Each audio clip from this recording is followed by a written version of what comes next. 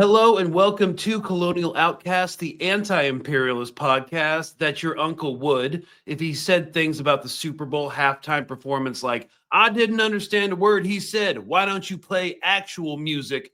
He would hate. I am your host, Greg Stoker, and we're going to be talking about music, revolutionary ideology, the precarious position of empire within the context of this dark American experiment, and whatever else we feel like talking about. Because I am joined today by Immortal Technique, rapper and activist who if you are into rap or have any sort of robust politics, probably know about. I don't have much of a knowledge base in the genre. I came to him through activism circles. Like in 2001, Immortal Technique released his first album, Revolutionary Volume 1, without the help of a record label or distribution, instead using money earned from his rap battle triumphs. In September 2003, he received the coveted hip-hop quotable in The Source for a song entitled Industrial Revolution from his second album, and he is the only rapper in history to have a hip-hop quotable while being unsigned. And you've been spreading the word ever since, a foundation of activism here in America. Thank you so much for coming on. Thank you very much for having me.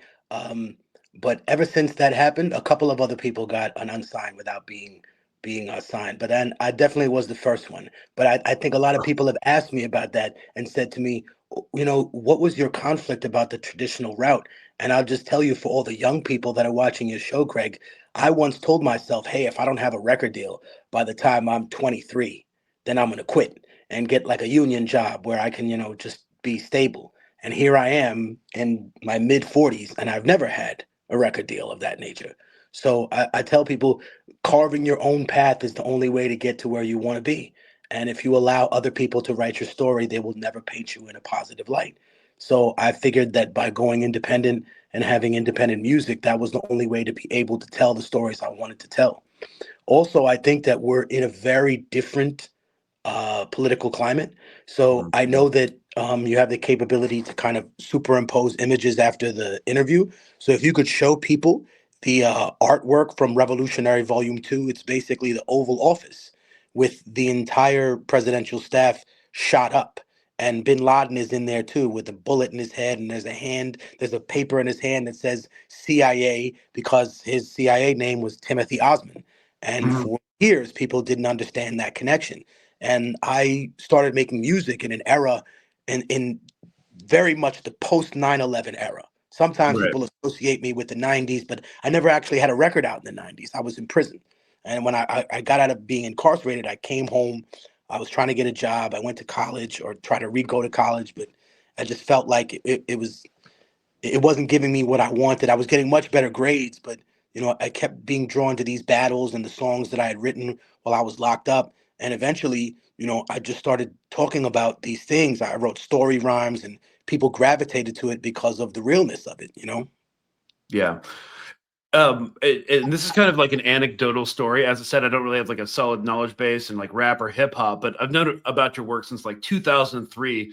I was just starting like as a guitar player, getting into more extreme genres like punk and metal, and I was on like LimeWire trying to rip this album, like this black metal band called Immortal, and all that like came up in the search, no matter how I modulated, the query was Immortal Technique. So eventually I got like so frustrated that I downloaded whichever album cover had like the hammer and sickle on the wall.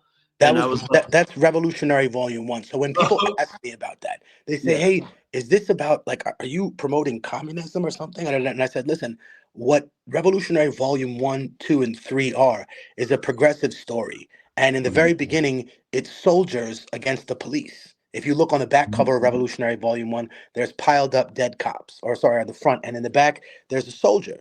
And then in the second one, the police officers aren't dead on the front. There are government officials that are dead, but you can't see it because the album cover doesn't unfold. But on the back cover, there's me again, dressed up like a secret agent. And the premise of the albums, which are supposed to be like a complete thought, are that the the progression of us like a civil war in the United States is never going to be what people imagine. It's right. not, oh, this is one even side compared to another. They're talking about the police versus the Coast Guard, one half of the Marines versus the other, Army Rangers versus Navy SEALs. It just turns into that. It'll descend into that. Yeah, I mean, Oh, don't know if we lost you. I think no, I didn't lose you. We're just like living in unprecedented times. But when I saw the album cover as like a Hello? 13-year-old, I was like, "What the hell is this Marxist BS?" And flash forward 20 years, I'm on the level interviewing you. Funny how that works. So, what kind of interests me in the context of like the MAGA response to? I thought it was really interesting watching the Super Bowl halftime show, and I'm not really interested in like doing a huge critique or talking about it too much, but what kind of interests me in the context of like the MAGA response to the Super Bowl halftime show, which is like one of the premier cultural events of American society. That's the only reason I'm like really talking about it too much.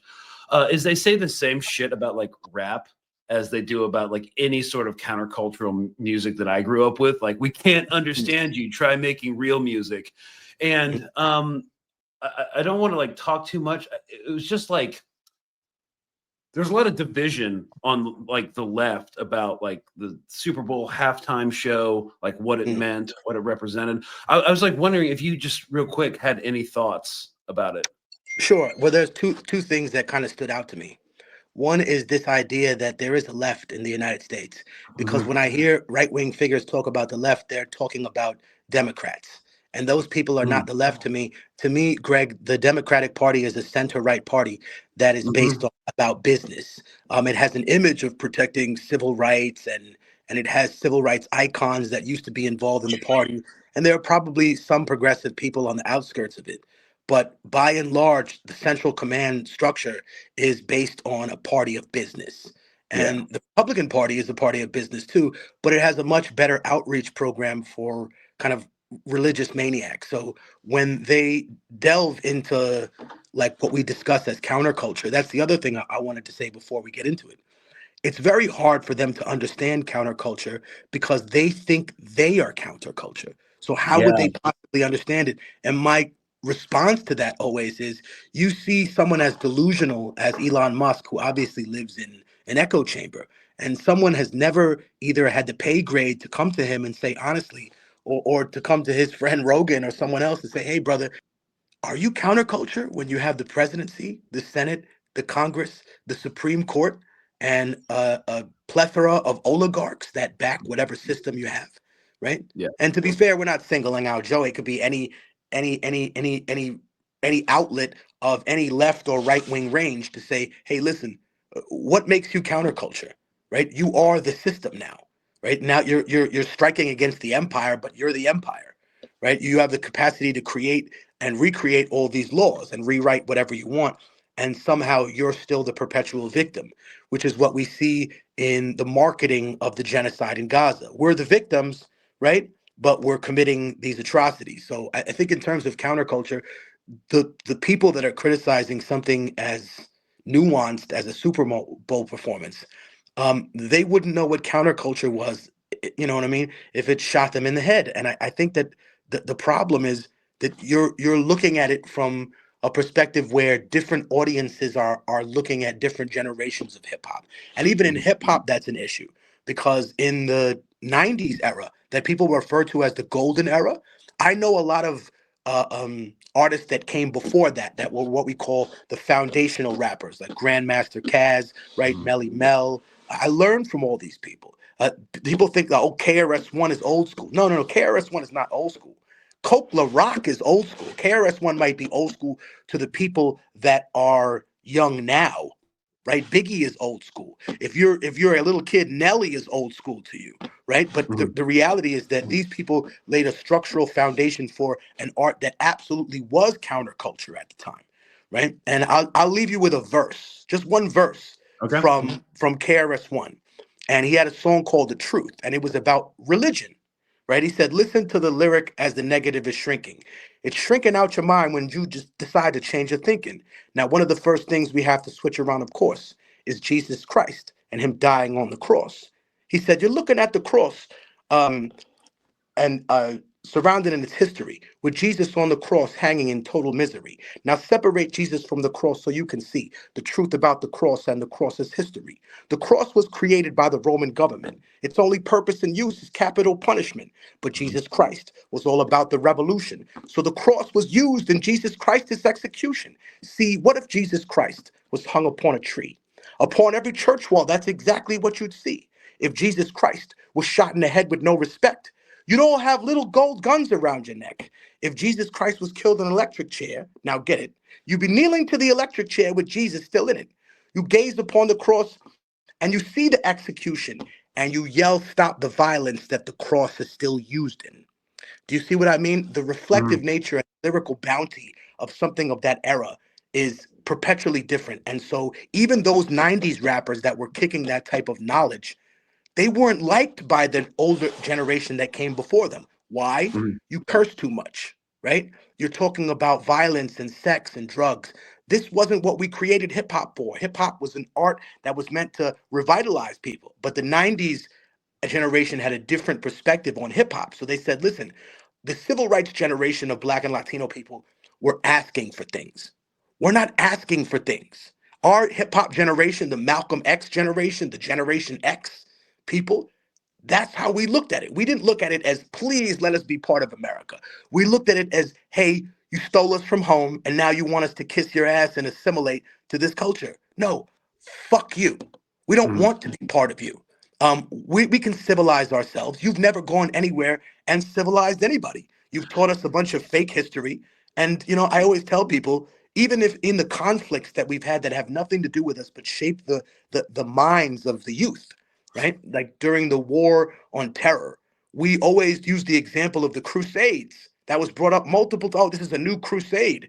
But I always remind people, Greg, half the Crusades were not against Muslims. I'm going to say that Oh again no. for your audience. That sometimes they this is what has to be directly relatable to today. Half the Mhm. Crusades were not against Muslims; they were against other Christians for the inner consolidation of power Right. in Europe. And so I the inner actually. conflicts that happen in hip hop and the world are not for the rest of the world to see. They're to consolidate the assimilation inside the United States and make people say, yeah, sure, we want to accept this culture now. So in the 70s, 80s, you wouldn't find Black people in television or movies like that in any sort of pejorative role that indicated strength or power. Mhm. Now you see them all the time, but the difference is that every single Black person you see is a person that works for the state, a CIA agent, someone that Mhm. works for the government. So they're all of a sudden the good guys now.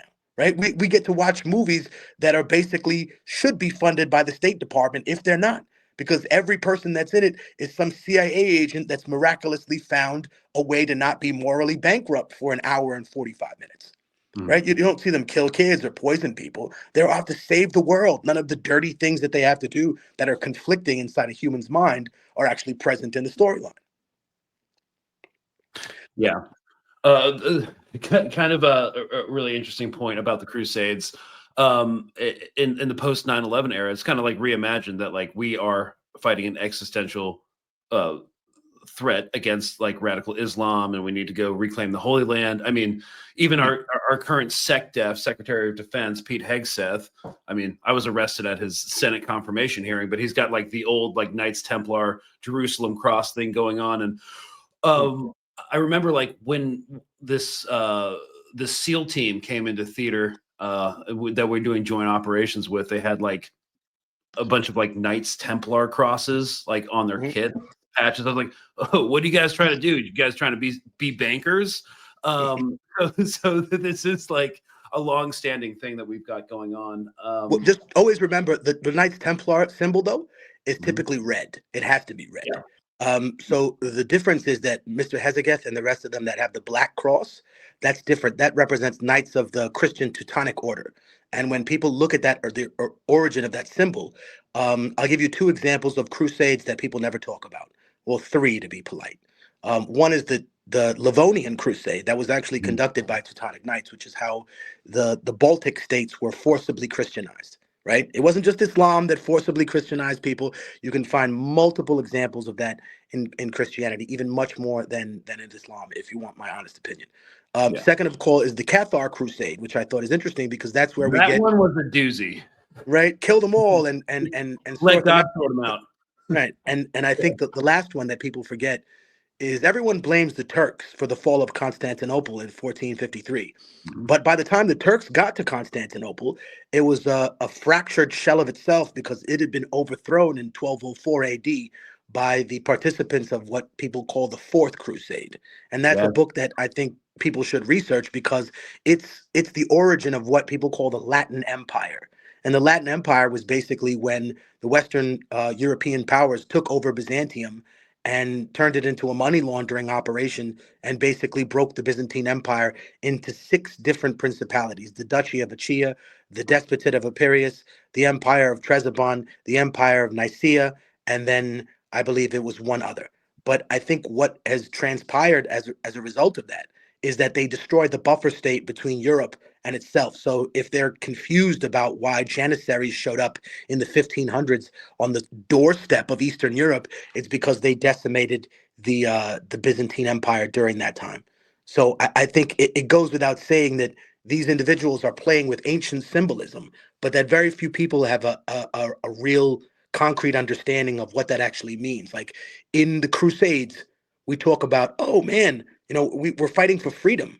Okay, the people that we attacked, right? You and I both came to this conclusion probably around the same. The people that we attacked, are they living in a better condition now because of their freedom? Do they have more freedoms?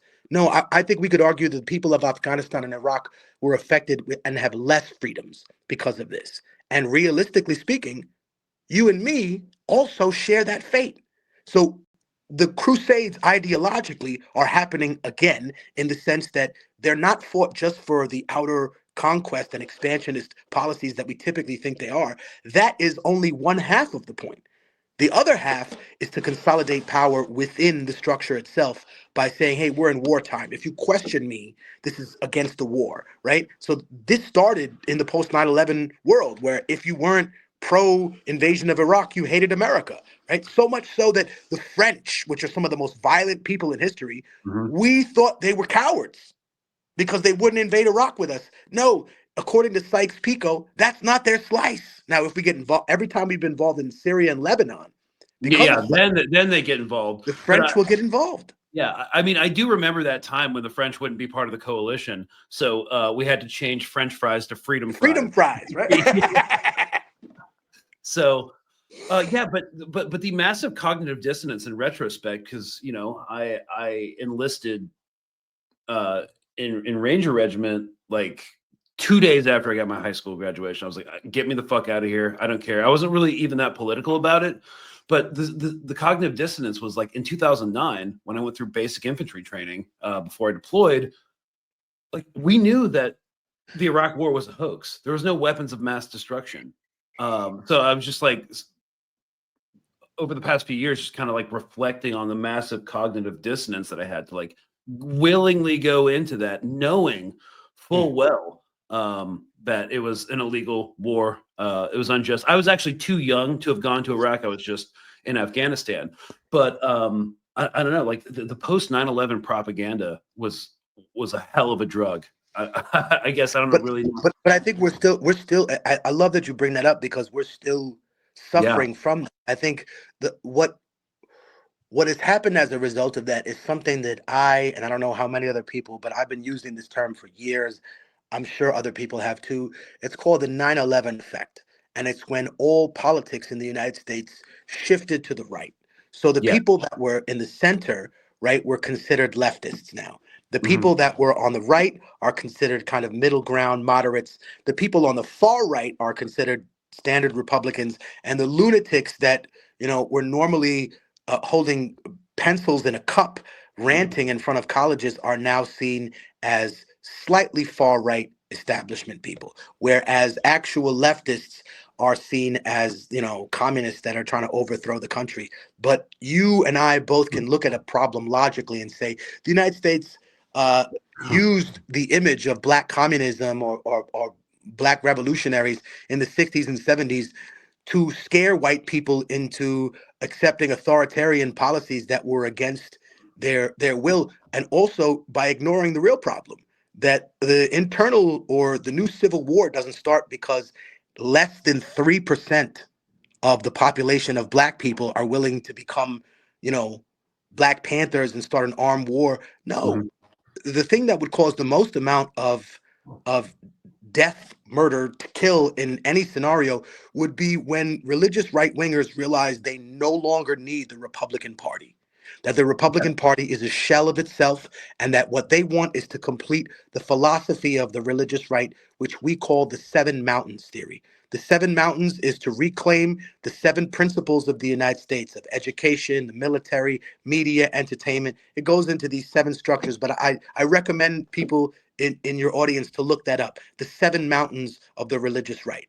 These people wish to reclaim this. And so, in order to be able to do that, they've decided to first push all these politics to the right and therefore frame it as if you're going against this, you're going against not just the will of the country, but you're somehow ungodly, as Right. if what happened in Iraq and Afghanistan and the killing of 1.1 million people um, was godly, as if in any way, shape, or form it's anything except what we saw in Gaza. And that was my point for the past maybe year, talking to social media figures on anyone else who would listen. I would tell them what's happening in Gaza is terrible.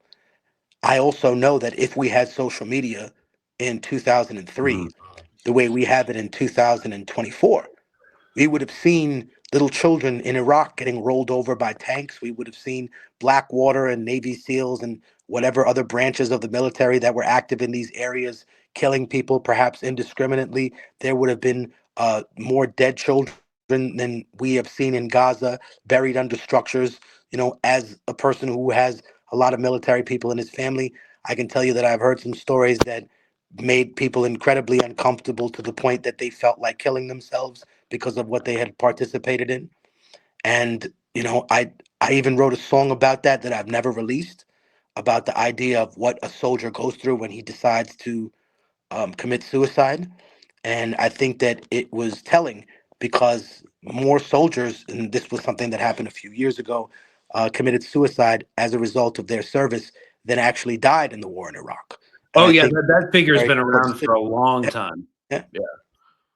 And I think what's also interesting and also related to that is that more police officers have died in New York City because of 9/11 related illnesses than have died because they got shot on duty or anything else having to do with that.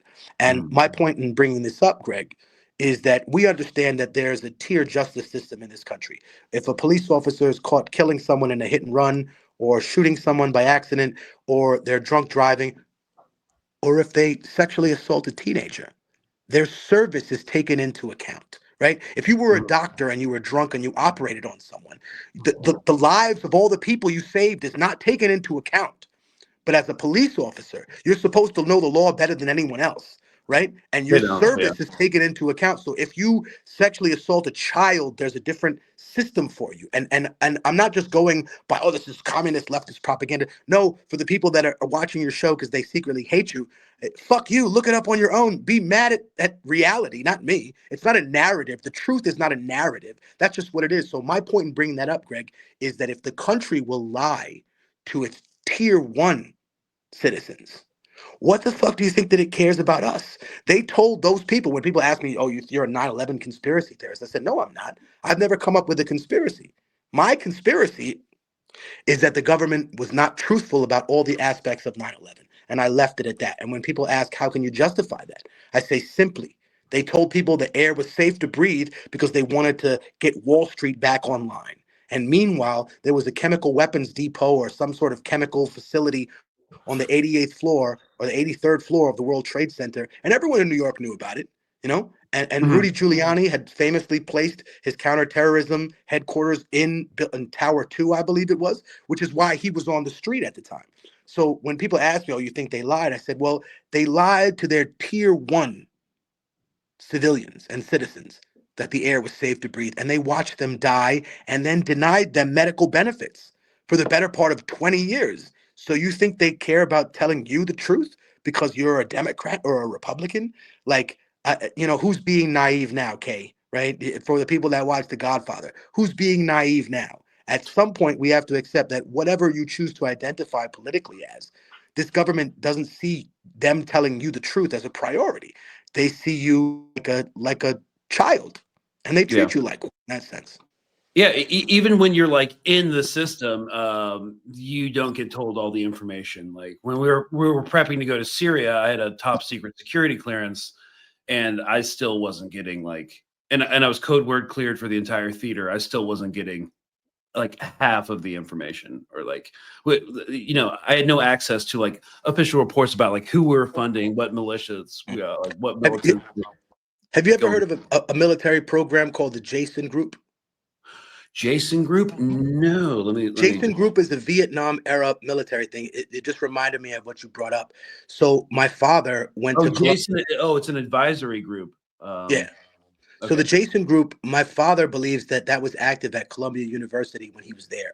My father was recruited out of the Peruvian military as a physicist to come to Columbia University and study under a man called Dr. Bashairs. And what he said is that all these different offices in Columbia University, Brown, MIT, they were all working on different things for the government that allowed them to structure weapons. Like, you remember, you ever seen the this series on Disney Plus, the Mandalorian, where they're Yeah. all building different parts of the Death Star, and yet none of them understand what they're really doing. So my father said that his team was structured. They had a corner, a right wing angle, like a 90-degree angle, and they were running water through it. And the water slowed down so much at this corner, and so they were structured to build some sort of physical structure that would physically, using physics, allow the water to not stop when it reached that corner, but rather speed up.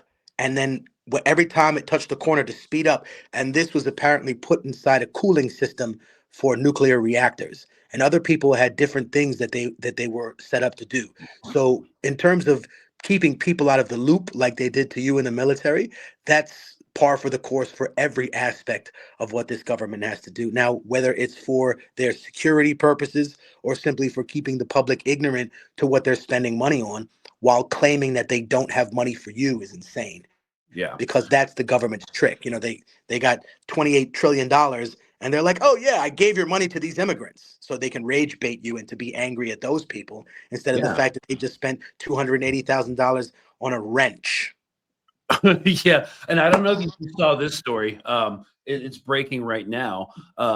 Elon Musk, the slasher in chief, head of Department of Government Efficiency, I don't know, he's saved the taxpayers now $1 billion, which is like a drop in the bucket for the US budget. But Tesla just got awarded a $400 million contract to make armored electronic vehicles for Mm. law enforcement. So yeah, it just goes to your point about, yes, we're going to And raise people thought the you. quid pro quo was in Ukraine. No, it's right here, ladies and gentlemen. It's in front of your Yeah, face. It's at City Hall. I think that that's what people need to understand. The world is so connected now because of the internet that most movies are implausible with modern technology, because they would be over with a simple phone call, right? Oh, I can't identify him. Remember, like the movie Heat. I don't know if it's really him. Okay, look at the picture of him on your phone and see if it's really him at the end of the movie, right? I think what we're living in now is this quasi future where we thought we would have flying cars, and I'm sure we have that technology, but it's not economically viable for people. So we're moving into a place in which, you know, individuals are either concerned that there's some sort of cataclysmic event that's going to happen that the government knows about and won't tell people about, if we're going to go down a rabbit hole, or people think, hey, this is just typical empire. It's going to expand until it implodes. And that's what happens to a lot of human societies. They expand until they implode. And the American government is still in an expansionist mood. And it's doing so because it has the capacity to do so. And I think what people forget is that, irrespective of what they present as them being enemies, the United States has a very different policy towards its enemies. It doesn't want to destroy you completely, it wants mm, to decimate you. And what I mean by decimation is that decimation is not destroying everybody. People often misuse that word. That's it's a one in word that 10. comes right from the Roman legion. And the Mhm. reason why it's done is because the Romans believed in the theory of the 10th man. They believed that one man out of 10 could pollute the other 10. That if one man had doubt, that the other men would have doubt. So they found the doubtful people out of the 10th and they removed them. And what we have now, in terms of, and the reason I brought up Rome, is because we have this sort of fake Pax Americana that we've created. Yeah. In the same sense that the Pax Romana was not a Pax Romana for the people of Dacia. It was not a Pax Romana for the people of Gaul or any of these other structures. Just for But the Italian heartland. yes, and always remember that the resurgence of their empire in Byzantium comes from their connection to client states that now Mhm. did all of the fighting for them. So the Yeah. Roman Empire evolved from using their own troops to saying, okay, we're going to elect someone that has a much more pleasing way of speaking to people, and therefore employs foreign mercenaries, Varangians, Pechenegs, whoever's up there in north of Macedonia to do the fighting for us. And therefore, in multiple scenarios, we've seen that happen here in the United States, where people saw Barack Obama as this peacemaker because he wasn't using American troops, rather than using American mercenaries and drones. And I think what that touches on and leads us into is this idea that Americans have, that because the president changes, the direction of the country is going to change. And you and I both know that that's not true. Joe Biden set up what Trump is going to do now. Yeah. George Bush set up what Obama was going to do. And I Yeah. remember, sorry. No. I just wanted to like piggyback off that and say, like, you know, I got into theater in Afghanistan when I was still in the military, when Obama was president. So the first deployment I did was based off Bush policies. And the Mm. second and the next three deployments I did was Obama policies. And they were actually like way more ruthless in terms of the drone strike tempo, direct action, special operations raids, like increased by 2x under Obama, and it was just a way more ruthless policy. But it wouldn't have existed if George Bush didn't pave the way, just like what Trump was doing, is doing right now, or trying to do with the whole Gaza relocation thing. Don't want to get into it because it's absurd. No, no, But no, no. No, but just jumping off that too. It's funny when I went on this the sister Abby Martin show. Abby Martin. Empire Files, yeah. I said that she asked me about the comparison between the two presidents, and I've always said this, and it makes people angry, but it's genuinely the truth, and they can be upset all day long. I said Obama made spineless liberals who never did anything for anyone feel like they were progressives, and Mhm. Trump made stupid people feel smart. People who have a rudimentary understanding of history all of a sudden are now, oh, we understand the global politics of this, but they can always check out because it's too complicated when it comes to Israel and Palestine or some other issue that actually causes them to have to put their reputation on the line.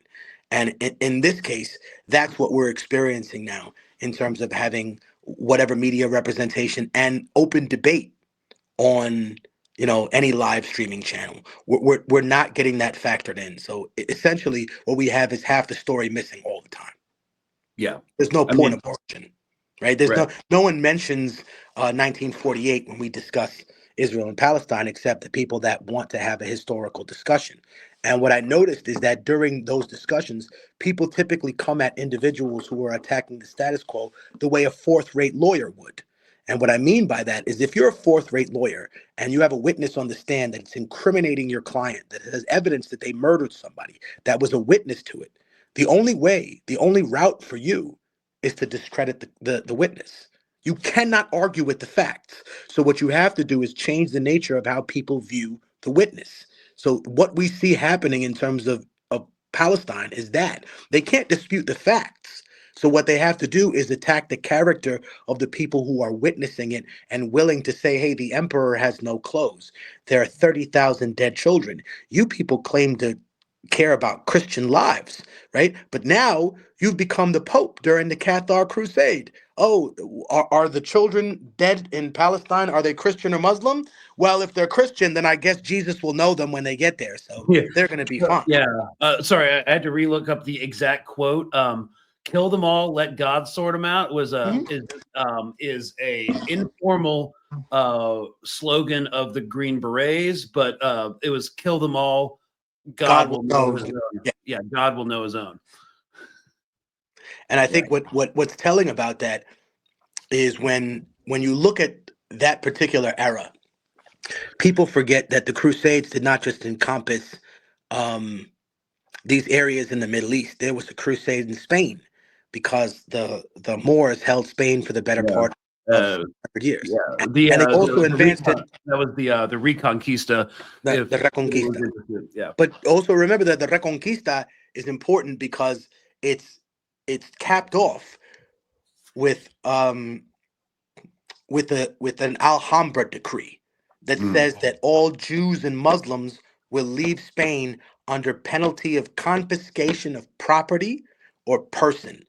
So confiscation of property, we all know, means we're taking all your shit. Confiscation of person, well, that means, hey man, you're gonna be an indentured servant, pretty much a slave until forever. So what happened is most of this population of Sephardic Jewish people, Muslims that were white, black, whatever, Moorish individuals, because a lot of Berbers are very light-skinned people. They're as light as you, or they could be as dark as the darkest person I know. So those people moved to the Ottoman Empire.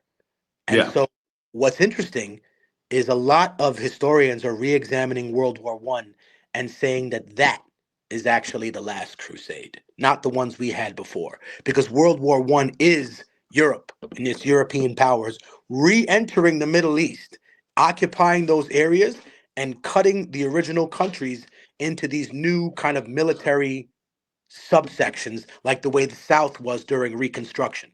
So you have this giant swath of land that's now recarved. So if you look at a map before World War One, they don't call it Iraq, they don't call it Kuwait, they call it Mesopotamia. It still had that name for through 4,000 years from its advent. So I think what people don't understand is that these entire area, Assyria, okay, let's restructure that. We're going to redraw a line. Now our business is off this, but it also forces people to then re-examine the history that they've always been taught about the conflicts in this subsection area. And that means, fuck, what does the last crusade actually mean?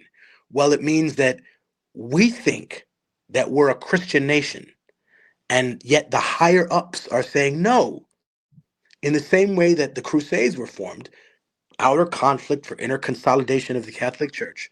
What's happened in the United States is there's been a consistent outer conflict for the inner consolidation of authoritarian regimes based on a person's political preference. So if you're a Republican, you think that the Democrats are against freedom and they're offering you this repression, and therefore you have to fight against them.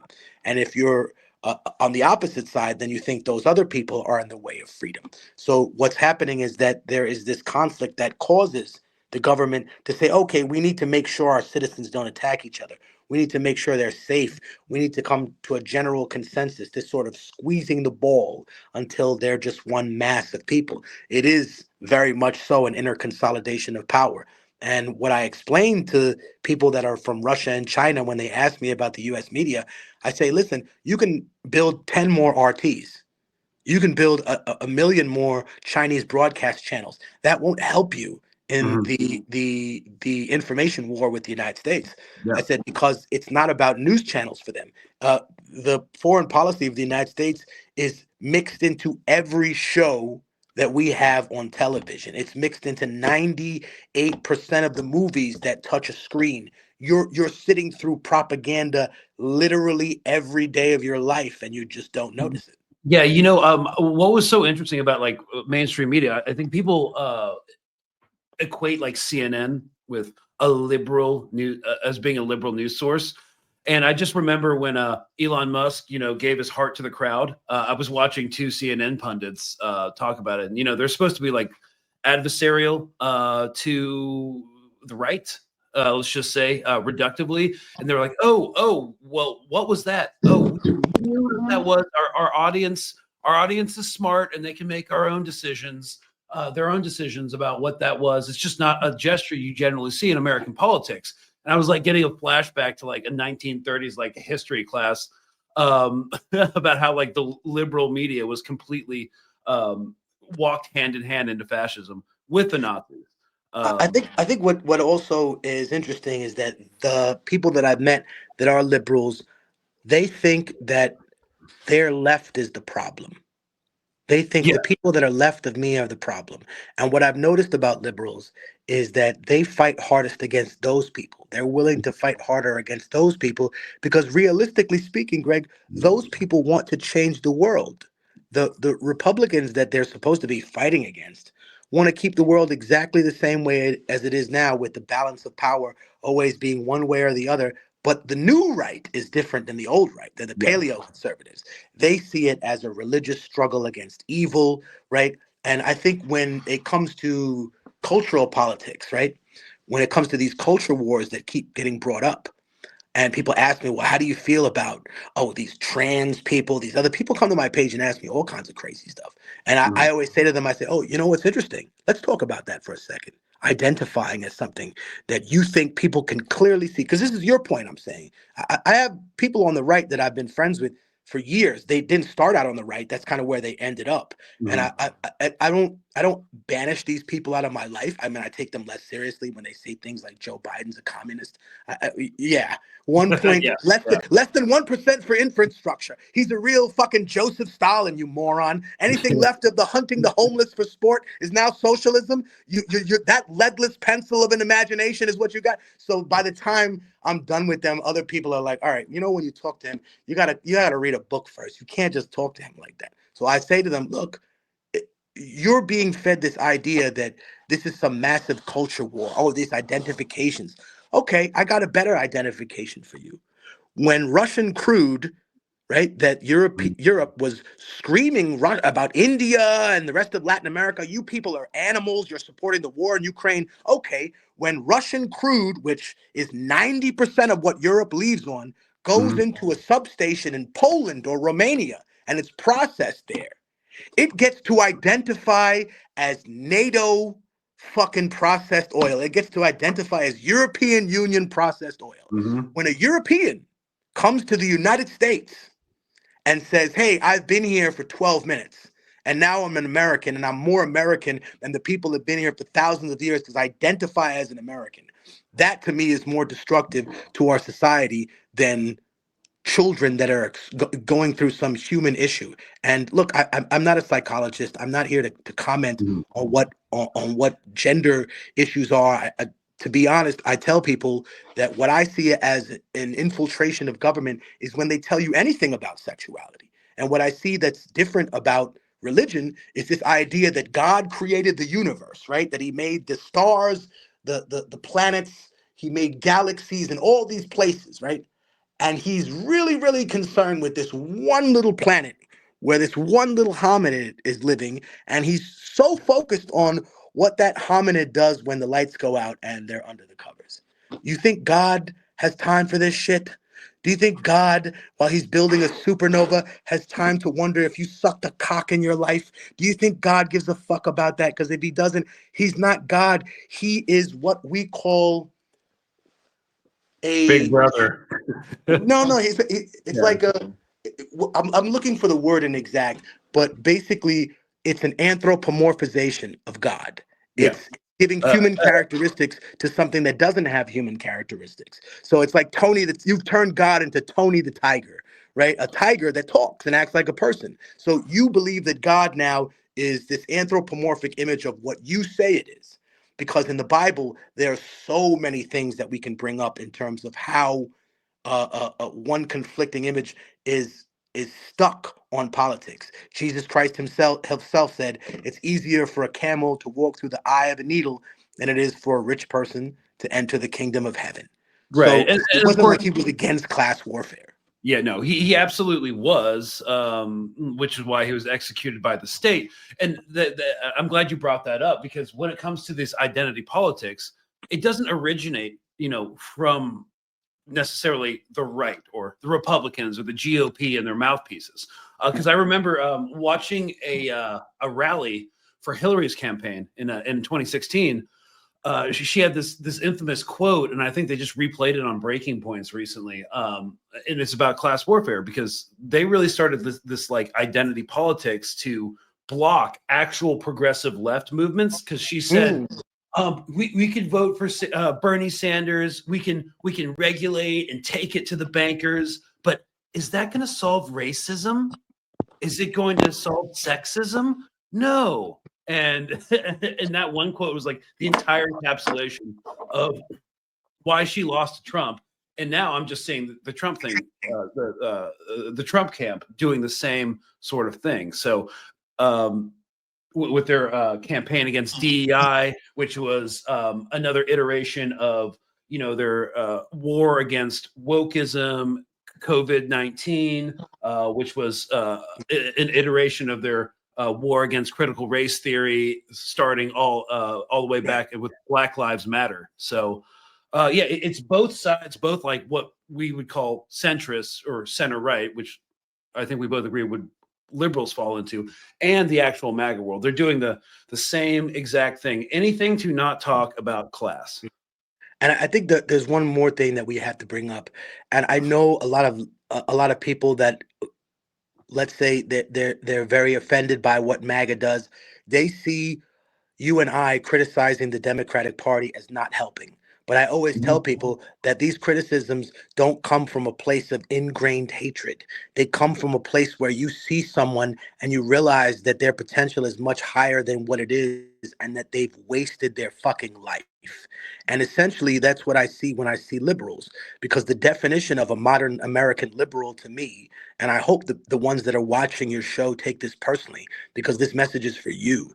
The definition of a liberal to me is a person who supports every struggle for freedom, except the one that's going on right now. They're And that's against exactly who every they've been. war. They're against every war except the one right now. So that's their premise. They're such humanitarians, and even the people on the so-called left that are now crying on camera because of immigrants, right? I didn't see you shed a tear over 30,000 dead children. Now, mind you, there are a lot of immigrant children that have died crossing in the desert. I worked with a group called Border Kindness and other people that left water for individuals that are out in the desert. And I went there myself, and I've seen, the remnants of where people camped out there. I've seen a little girl's sandal and a covered in blood. I saw a little kid's backpack with a stab mark in it. I've seen all kinds of shit in those deserts that make me think, yeah, this is anyone that has to do this or does this in life. You can't do anything but have a profound respect for them. Also, something to be brought up for those people say, oh, these Mexicans are running across the border. No, they're crawling through the desert at night, because I went through that desert. And me, in good shape at the time I was, man, I didn't make it more than what, a few miles into that desert before the whole group said, listen, the group leader says, we left the water where it is, we got to turn back. And I said, yeah, we do. Because it's 120 fucking degrees out here. And he said, plus, we're not going to see any of the people that we're helping, because they don't travel during the day. They only travel at night because they can't travel during the day. It's physically impossible to move 50 miles in this sun. You cannot do it. You know what I mean? I think that as a person who served in the Middle East, there's a big difference between Iraq and Afghanistan. But the people who have been in Iraq will tell you, hey, man, if they let you loose in that desert, no MRE, no water, you're done by the end of 2 days. 2 days, your tops, 3 maybe, you're done. And these people are going through that with no MRE, drinking whatever people leave for them. So I've seen the reflection of that. And what I think is telling now is that this government is doing what all authoritarian governments do. It's testing its system on the people with the least amount of political representation. So immigrants and minorities. You think they're going to test it on white Americans first? No, you're No, last. You're no, last, but you're that next, right? that's kind of the entire premise of this podcast when we first started it at Colonial Outcast. It's like, look, teaching white people about why white supremacy is bad for them too. It's like, it's not going to affect you now. It's going to start on the reservation, and then the black communities, the immigrants, and then finally it's going to work its way up to you. And you're not going to be black, or you're not going to be an immigrant, but you will be an enemy of the state. And you're Right, because going of something you said, because of the First Amendment. And the people who did that to you were not trans people, they were not black people, they were not Latino people, they were not immigrant activists. The people who curtail your freedom of speech are not left wingers. That's what I keep telling people. And when I see people saying, oh, it's the left that's doing censorship, no, it's the Democratic Party, which is the center right party. Every time I've ever met a person who's a true leftist or a socialist or something, they welcome debate, because there's so much to pick from in dealing with this government. And unlike, let's say, those people from a Prager university that cherry pick, 17-year-old children to have a debate with, like, yeah, okay, dude, I could battle, high school kids with a Fisher Price mic, and I could look stunning too. But the reality is that they're offering no solution, and they're telling people that someone else is responsible for our censorship of you, when in reality I'm responsible for the censorship. In the same way that's like, I can't give veterans money because I gave it to these immigrants. Well, you print trillions of dollars a year, so you're telling me that the 100 million, it's like if I had $2,000 in my pocket, and I said, this guy said, hey man, you owe me $1 from yesterday. And I said, oh Jesus Christ, I don't have that money for you. I gave your dollar to Willie on the corner. And now I direct my friend that I owe $1 to me to Willie and say, yo, in order to get your money, you're gonna have to beat the shit out this homeless dude that have no rights, that has no protection under the law. So he's an easy victim for them, right? But that's how it's always been in the United States, the deflection of who's to blame. For example, let's say the right wing is successful. Let's say they implement what they want, Greg. Let's say they get everything right, and it Mm-hmm. still fails. And it still fucking fails. Their economic system is a house of cards, not because it looks like a house of cards, but because it is one, right? Everything falls apart. Who are they going to blame, Greg? Are they going to blame themselves? No, they'll blame communism, and the Yeah, left has communism, always been their easy Marxism. out. Right wingers, to me, their kryptonite has always been accountability, because rather than take accountability for the Iraq war, they hid behind Donald Trump's skirt. See, the truth about a lot of Republicans that I'm going to say is this, and I'm going to look deep into the camera so I can look into their souls. Yeah, send it. You people rubbed your pussy to dead children for 15 years. You know that? You rubbed your pussy to dead children for 15 years. You watched war porn, right? And you thought it was cute and sexy, and we backed President Bush no matter what, right? You are ungodly people. And the truth is that you didn't come to this part of the world to worship Jesus, right? You tried to turn yourselves into God. You tried to manipulate his image. And that is the reason, ladies and gentlemen, that's the real reason that Christ has abandoned you. And now you're sitting here blaming everybody else for your problems, but you giving a blank check to killing children in the place of the birth of the prophet Abraham is the reason that God has abandoned you. Not because your son decided to wear a dress, not because you let immigrants into the country, not because people want to worship Islam. The funny thing about Muslims that I know is they're waiting on Jesus too. If you read the Quran, at the end of the Quran, it says that the Prophet Muhammad is in heaven with God. Peace be unto him. It says, doesn't say he's coming back. It says, in order to destroy the false prophet and Dajjal, right, and Shaitan, that the prophet Isa returns. And ladies and Mm-hmm. gentlemen, the prophet Isa is Jesus. So Muslims, ladies and gentlemen, are waiting on Jesus, because supposedly a regular man is not going to be able to handle Shaitan. How could he? A talking monkey is going to fight against the most powerful angel in heaven? But no, Jesus is coming back, and he's going to wreck shop. And he's also going to have to wonder about, what is this humanity that I'm fighting for? A Yeah. group of people Well, that are consistently yeah. conquering each other. I mean, hopefully, though, if Jesus does come back, if when, he's not shot by some right wing cops for giving meals to the homeless. I mean, I think Jesus, if we saw him in the modern era, would be like a Dominican dude that flipped out at Chase Bank. You know what I mean? And Yeah, I or, mean, yeah. he went into No Citibank and was tables like, to flip over, so this I'm is a just going to yell at the lie." killer. Yeah, but I just want to bring this a kind of it's not necessarily a non sequitur, but I don't know if you saw this um, image. This is a paper mache goat with Donald Trump bills that's Hmm. now presented at Mar-a-Lago.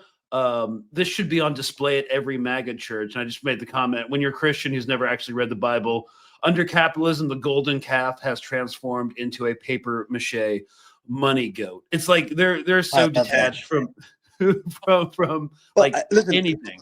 I think one of the most interesting things I learned, or I read in the Bible, because I tell people, unlike a lot of people who claim some affinity for the left or understanding of that, I always tell people, I don't know why, but I've always had faith. I've always had belief. And I always said that I can look at it from a scientific perspective too. My father was a physicist. He don't believe in God, but even he is forced to acknowledge that if we apply Isaac Newton's laws of physics to certain things, they work on regular everyday objects. A ball going down, and an object stays in motion until an opposing force acts upon it. I think that these things are regular with uh, uh, a car, with other stuff. But if you take them to the subatomic level or the planetary level, these numbers don't add up. There's something there in the universe that we're missing. And to me, I've never found those things incompatible. And my biggest gripe with a lot of the left is that you people surrendered God. You surrendered moral bankruptcy. You surrendered it because you were afraid of being seen as a zealot and a freak. And at the end of the day, I remind those people, your religion is not what you believe in. Your religion is what you do. Your faith is what you believe in. Your religion is what you do. So if you walk in the path of Hmm. Jesus, or you walk in the path of a righteous person and you happen to be Muslim, then that's your life. But if you are a karate instructor, if you claim to be a karate instructor and you get into a fight with a person that don't know how to fight and they wipe you out, you're not a martial arts expert. You're not a karate instructor, bro. You're a liar. And in this case, that same logic is not applied to a person that claims to love life and care about people and love the stranger.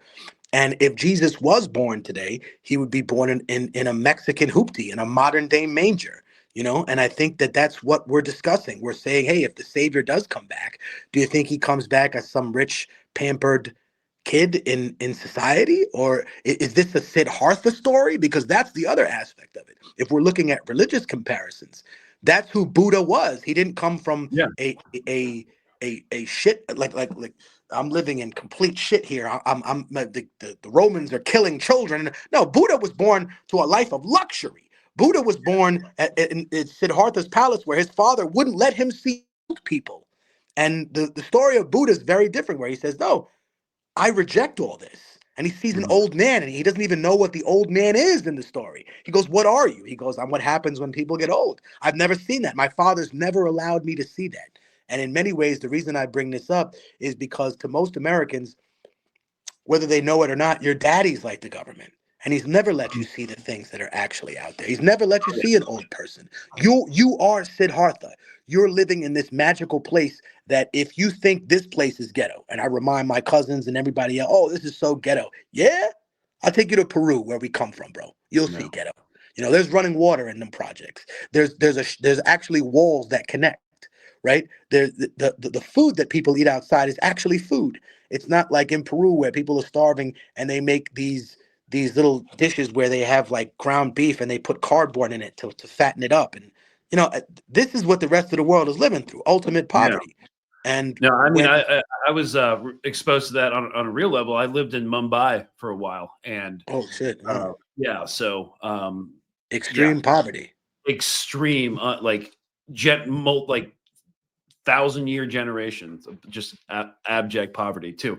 And I went yeah, to oh, No, I sorry, was go gonna ahead. say just to add to that, one of the places that opened my eyes to that and just showed me the resilience of people is I went to Haiti after the earthquake in 2010 Oh with a group shit. of Okay. people, arms around Haiti and hip hop for Haiti. And I just wanted to bring two things up for that. The reason I'm bringing this up is because one, the people's spirit of resilience really inspired me because I saw people digging their own people out the rubble before the UN got there. I saw them Mm, uniting in groups of people. And, you know, I know that Wyclef's organization, Yele, got a lot of heat, but I personally saw him invite like child care specialists and other people to Haiti. And he had 30 orphans from Port-au-Prince and Del Mar and the surrounding area that were living in his compound. And it touched my heart so much because there was a little girl who could not have been older than 9 years old, Greg. And there was a baby that was crying and crying and crying. And yo, this is the only time I really wanted to cry on that trip, Greg, is that I saw this little girl who was 9 years old and she cut a hole. She cut a hole in her shirt and she put a bottle through it so she could fool the baby into thinking that she had milk coming from her. And the baby finally ate. And I saw those people and they we did a show with them. Me, Wyclef, Styles P, and a rapper called Cormega. I love these brothers, man. For the rest of my life, they're such kind-hearted people. And Jerry Wonder was there back in the day when him and Clef were still on good terms. I hope they get back there too. But the other thing I wanted to bring up is that the people use music to take it full circle back to where we started, to express what goes on in the community. And there was an independent artist that had a song. I wish I remembered his name, but the song was called, the chorus of the song was Où est les enfants? Où est les enfants? The Where are thing the has come down. Où est les enfants? Right. They said that, and in the song they were saying that people were taking children out of the rubble and they disappeared. And everyone thought this was just, oh, this is just whatever it is. It's that. It's that. Okay, cool. And only 1 year later, Greg, we come to find out that there were massive amounts of human trafficking in Haiti, that there was massive amounts of money laundering through not just the Clinton Foundation, but you have right-wing Christian organizations that did the same thing. We focus a lot on the Clintons, and they deserve to get their due for what they've done, 100%. But they're not the only ones that are in cahoots. They're not the only Sucking ones the on blood the out of Haiti. Right. So I think in that sense, it brings us full circle to the sense of where we are right now in this country. Right. We're going through one catastrophe after another, and I just foresee we'll have more of these cataclysmic events of earthquakes and tsunamis and stuff like that. But I think that so we don't focus on those things, we have these outer conflicts that consistently happen, and the rich are getting ready to survive what comes.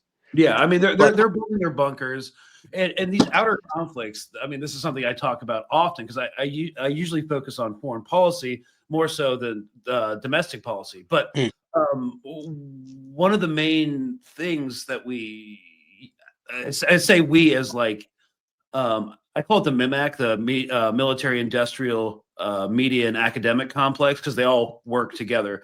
So like the media aspect is to create enemies and light fires all throughout the globe for interventionist reasons, to get us focusing on the enemy without instead of the enemy within, which is a conspiratorial government with the ruling class. And so like right now, we're trying to manufacture conflicts with mm, Iran potentially.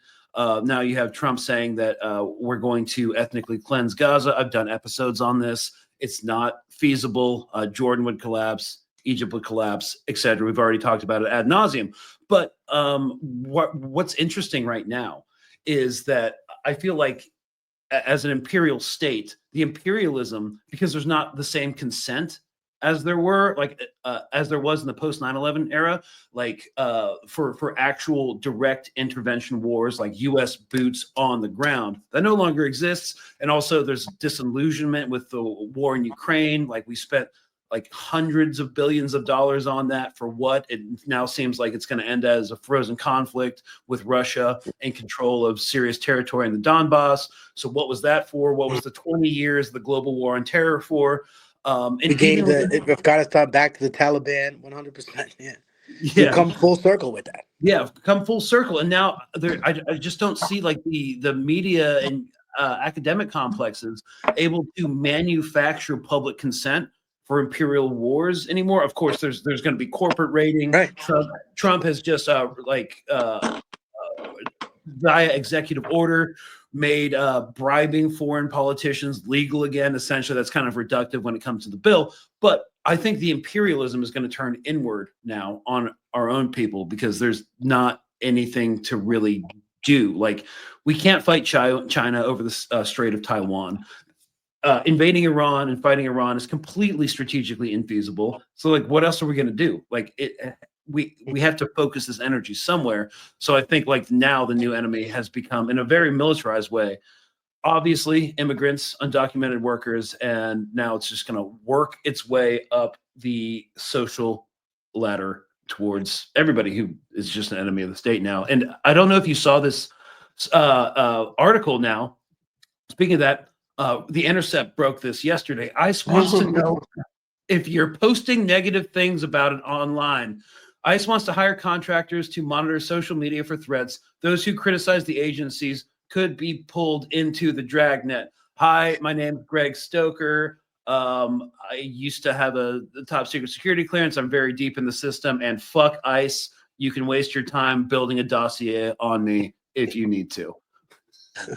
I think the other part that I is sad is that there are right wingers who think that that's a win. They're like, "Oh yeah, that's a win," when really that goes against all the principles that they claim to be standing for. And that's why I never listen. I get it. Some activists, they come to me, they say, "I don't owe these people an explanation about racism. I don't owe them this. I don't owe them that." I say, "Listen, I can't speak for you, brother, sister. You do what you want to do. My thing is this: if I go out into the world, I remember the story of Jonah.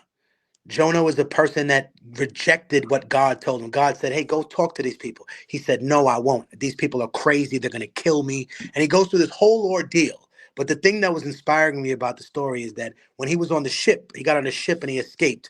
And there were sharks in the water. God sent storms. The ship was about to capsize. And they thought it was other people.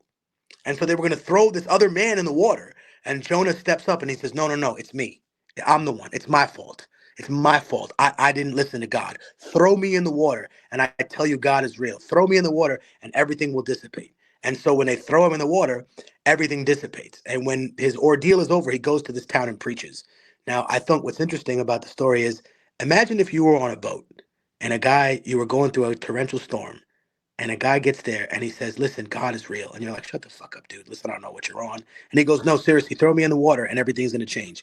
If he threw you in the water and everything changed, you would go back to that town, especially in like 300 AD, with a completely different mentality. And when he finally got to this town, no wonder that they were willing to hear the word of God. My point in saying all this is we have to, whether it comes from a Bible story or it comes from our personal experience, we have to embrace that courage to say, "Look, we're going to talk about this." Just like you said right now, my name is Greg, fuck ICE. My name is Felipe Coronel, fuck ICE. It's not the question that we're we're sitting here bucking the system because we want to feel like counterculture. It's because these individuals that think they're counterculture on the right wing are banging on the door of authoritarianism. Authoritarianism is not synonymous with communism. Communism is capable of authoritarianism just as much as capitalism is capable of authoritarianism or any other political system that's implemented to control people. And I think when we look at it, that's always been my issue debating with Marxists. I say, look, as an indigenous person, that comes from Peru, I've seen the implementation of left-wing systems that don't function and seek to disenfranchise indigenous people of their land. So my response to them is, look, Marx and Adam Smith both agreed on something. They agreed that there were only two classes. So as much as these people were ideologically opposed to each other, Marx and Adam Smith were both like, yeah, there's only the people that produce and the people that work. There is no the middle class is a figment of your imagination. And when you touched on COVID, COVID was the fuller soap that revealed all this, to say the least. Because during COVID, you realized, hey, there really are only two classes. You middle class people, 80% of the cars on the road in America are not owned. So if you don't make payments, we're coming to take that house back. You can't work. We don't care. We're coming to take your house back. All of these things that people think are wicked and come from socialism and communism, you can find in any aspect of capitalism, which is why when I tell people, look, Marx, I liked some of the things that he had to say in his book, but the reality is this, is that I didn't need, and my people didn't need, a European guy from the 1850s to come to the dark jungles of Latin America and Africa and teach us the complex concept of sharing. We knew what that was for thousands of I've years. never, I've never heard it articulated that way. That's fucking hilarious. But that's my point. It's like we had these systems. If you look at Marx's history, he borrowed this from a lot of different places, right? There's also some connection between Marxism and communism because the people who wrote the Communist Manifesto, or Marxism and Zionism, because the people who wrote the Communist Manifesto were obviously Karl Marx and Frank Engels, but they were connected by a certain man. And this man actually introduced them to each other. And the man's name is Moses Hess. And I tell people he's an incredibly important person to study because he wrote the definitive book on Proto-Zionism. It's called Rome and Jerusalem. And people always bring up Theodore Herzl when they discuss Zionism. But he was a writer, right? He was a writer that wrote Feuilleton in France. And for the people who don't know what Feuilleton is, it's like page 6. He wrote gossip columns. That's what Theodore Herzl was doing before he met Moses Hess, before he became a Mhm. student of Moses Hess.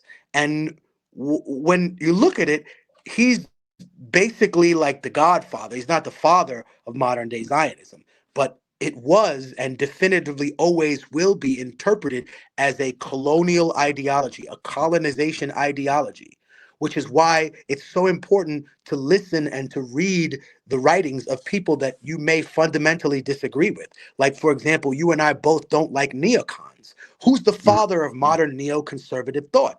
Well, Leo Strauss, right? Leo Mhm. Strauss is a Straussian. All of the people, Wolfowitz, the rest of them, the entire Bush cabinet, they came from a Straussian philosophy of thought. And Yeah, Strauss and relies I'm heavily mind on, blank. sorry, just to touch last part. Strauss relies heavily on Plato's The Republic. And the point of the Republic means that you need one incredibly important lie. Even if it's based on some kernel of truth, it has to be an exaggeration for people to accept the state as it is and think any alteration of that is a deviation from perfection. That's all I was going to say. Sorry. Yeah, no. They also like worked at that. What was that project for a new American century think tank Right. as well, where all of those neocon ideas started to like take a nascent shape. And yeah, this has been building like for a long time. Project 2025 didn't just like come out of nowhere. And like before we like end, I just kind of like want to touch on one thing that we talked about prior to actually beginning recording, and that was the government infiltration of the music industry and the arts in Mm, general, movie as well. And we were talking about USAID, and I was wondering if you just wanted to touch on that at all. Me personally, I don't think I was ever approached because people know what time it is with me, Mhm. and I think that it's not that the people that they picked are stupid people. That some of them are really smart, educated people. I think though that some of them are aware of what they're doing, but some of them, I would say, the vast majority of them are unaware that they're participating in this. They see it as some cultural exchange program. The government sees it as a way to expand um, our ideology to other countries, to expand our way of thinking, to make people assimilate to our economic system. That's what they want. Mhm. And I think that in the case of bringing someone like me there, I'm going to point out things that other people, maybe either don't want to discuss or don't want to do. Like I whether it's one country or another, you're always going to find something that someone has missed, and that's why I think when it comes to USAID and it comes to these infiltrations, they rely on artists because they're creative people and they're able to see things that other people can't see. Like they look at markings on a wall. Like if I just take my hand and throw paint on a white wall, that means nothing to most people. But someone else can say, wait a minute, no, no, no, no. I connect these dots. This is a masterpiece. This is the skeleton of a masterpiece. So if you just put a few notes together, you say dun, dun, dun, right? It means nothing. But if I put them in succession, and just put a rest between them, because if you study music, and most artists are not musicians, the rest is just as important as the note. So if you put the rest between them instead of putting them in random order, it becomes then then then then then then then dun dun dun dun dun dun dun dun dun dun. It's just easy. It comes from a place that other people can't see. So when I look at music, the way a physicist looks at numbers, I would tell my dad, I don't have the gift you have. I can't see equals MC squared in the scrolling of that. And I always felt like a failure because of it. And my Mhm. dad pulled me aside and he said, no, you're not a failure, my son. I'm very proud of you. You can see things that other people can't see in terms of music. And I think for that creative element, the government wants to employ people. But the most important thing that they have is not their skill.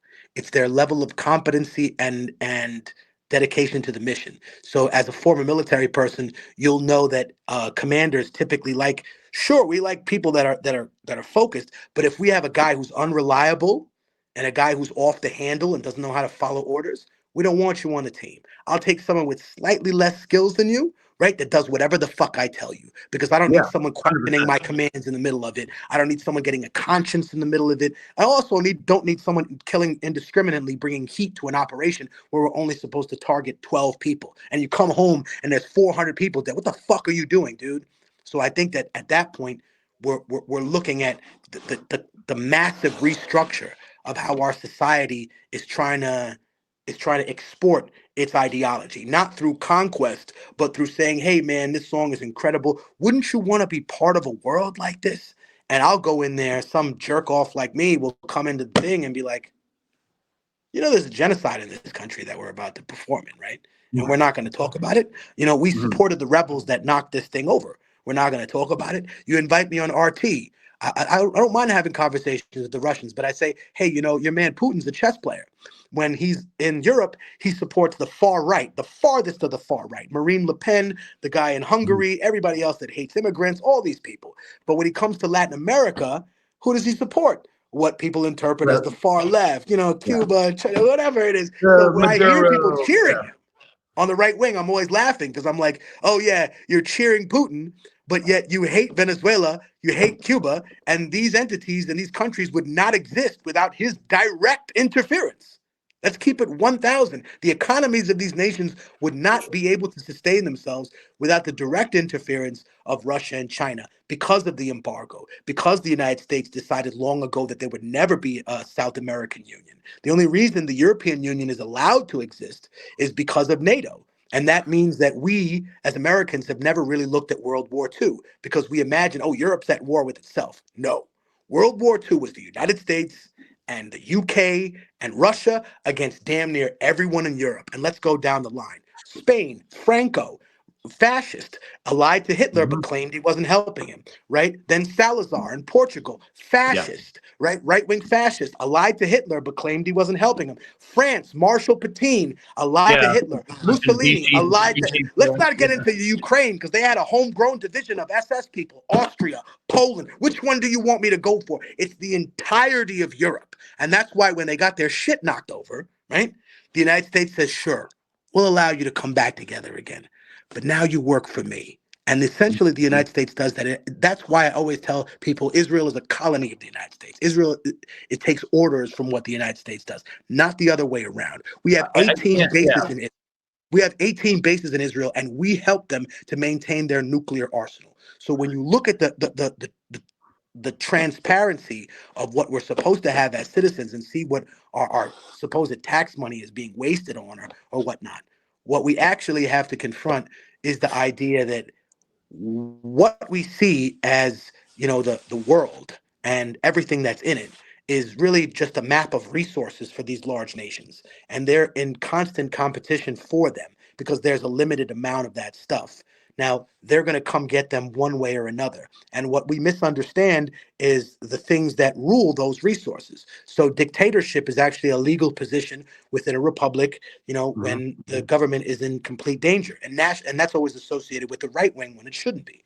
It's just a legal position of government that's consistently abused, though, right? Nationalization. By far, people always associate this with communism. It has very little to do with that, actually. It has to Mhm. do with it's parts of nationalization are actually born out of capitalism. They're saying, wait a minute, the previous administration signed a faulty deal. So let's say that you're Peru and I'm the country, the corporation of Odebrecht. And I come in and I make a deal with you, Greg, and I say, listen, your administration is going to get $2 billion in funding from me for your own little private fucking projects. And I get access to these materials, tin, copper, sulfur, sulfide, all these other things. And plus, there's now whetstone that's rumored to be in the Amazon. So we want your uranium deposits as well. Boom. Okay, let's make a deal. Then someone else comes in, Greg Stoker Jr., your son, his totally different ideology about how we're going to run this thing. No, I want to nationalize those resources. Not because we've decided to keep them all for ourselves. See, that's diversion into a different political ideology. That's taking Mhm. it out of nationalism. Now you're talking about socialism, but nationalization on its own could exist in any government, even a capitalist government, which it has multiple times. The capitalist government says, wait a minute, Mr. Gregg, signed a bad deal because he was getting kickbacks. His son doesn't want to be that way. So Greg Jr. says, no, fuck you. We're nationalizing everything. We'll put it back on the market. Now give me fair wage for this. You're not going to have me like Niger, right, who is paying 50 cents per ounce of uranium when on the open market it goes for $225. The French were raping these people.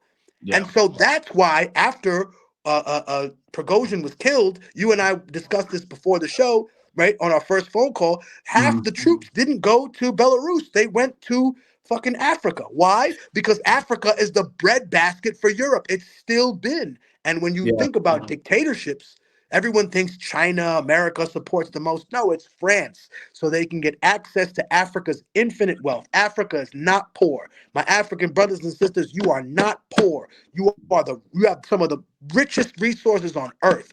Do not fall for the okey doke. You're not poor. Your leadership is corrupted. That's it. And when they went there, they cut off the supply line. Why? Because Putin and the rest of them must have read a book and said, how was Napoleon defeated when he had superior numbers? His supply lines were cut. He could no longer feed 625,000 people. That's why he crawled back into France with less than 150,000 men. He lost 500,000 people in that campaign. Yeah, actually, now that you brought it up, I just want to make a note for the audience that we are going to be reorienting a lot of focus towards Africa, especially like the Sahel area. A lot's going on, and it's ignored. It's completely ignored by any sort of mainstream media. You're talking about the Russians in Africa. Yeah, the Wagner Group is doing counter-terror operations in Mali. Yeah, come on, dude. Yeah, they're there to remove the French and to remove the French mercenaries that are there, so that those resources go back on the market. The only difference is I know the Russians. The Russians are going to have it back on the market when it comes to them. It comes to them first, and they get first right of refusal. Now, it doesn't mean the market's closed for anybody else, but if the market pays in any currency that you want, it's no longer an American market. The way that American markets are defined in many ways are not just that they're controlled because the hegemonic view of the region is allied to the United States. No, it's because they trade in dollars. What the West Africans are trying to do is say, no, we'll take your any currency. Like, come on, come to us. Come to us. Let's open for business, right? The United States takes every currency. Why can't I? Why can't I take Indian money for the metals that I have? Why can't I take Chinese money for the metals I have? Then when it comes to these programs where people offer you millions of dollars, I got money in your government's economic structure. So therefore I can come and do business in your country. So I can now buy the raw resources or materials that I don't have available in Africa, or the machines that are being built in other countries. I can buy those from India. I can buy those from Russia. I can buy those from the United States. I can buy those from Europe. And I think one thing that we don't discuss enough is that this country consistently uses proxies to fight these wars. And that's what we're going to see more of in Africa. And I think if you're going to do that, it's great. I think my only suggestion would be do an entire episode on its own on AfricaCon, because that's such an interesting story. Why it was invented, what the history of it is, right? Yeah. I have friends that were in Special Forces group that were consistently deployed on AfricaCon operations. It's completely problematic history, like any imperialist endeavor in that region. But yeah, absolutely. And you talk about proxies. I just want to say, I've been mentioning this a lot recently. I don't like the term Cold War because it's very America and Russia centric. For many people, because of the use of proxies of Russia and the USSR, it was very much not a Cold War. It was a hot war. This is nothing like new that the United States is doing. Use of proxy forces. Don't even want to get into like what's going on in the Congo right now. But yeah, I think we should. Oh, sorry. No, I was going to bring up the fact that no. Only thing I was going to jump in and build off your point and build off what you were saying is that these proxy wars have extended, you're right, to every single conflict, and I would say including the conflict in Gaza, because the United States got all of its fundamental goals out of that conflict. They don't want to destroy and eliminate the Palestinians the way that the Israelis do, because they're a threat to their identity, right? The people who actually live there are a threat to the identity of Europeans who have come there and identified as if they were Mizrahi. Sure, there were always Jewish people in Palestine, but they were Mhm. Mizrahi Jewish people. The Ashkenazi migration doesn't begin until maybe the 17th century, and that is an extremely small numbers of people. We're Yeah. talking about dozens. We're not talking about anything else, and it doesn't even get to a point where we have any structure until now. The reason I bring that up is because the United States has fundamentally abused that proxy mechanism in the Middle East multiple times. And for the people that, I'll just give a brief example. We got to see the Reagan memoirs where he was talking about, he was calling African leaders monkeys, he was saying all this racist stuff.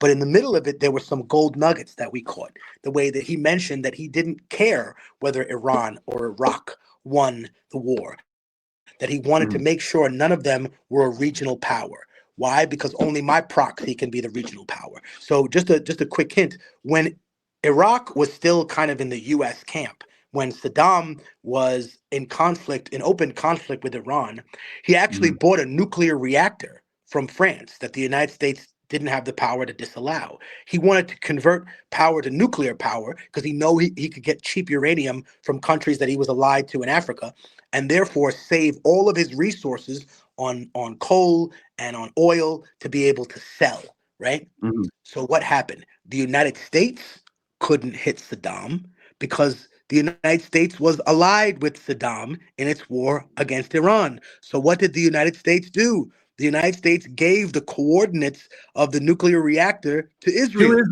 and Israel. Israel bombed the nuclear reactor. But it was because Reagan wanted them to. So let's analyze Gaza for a second. What did they want? They wanted them to turn their back on Iran, right? They didn't.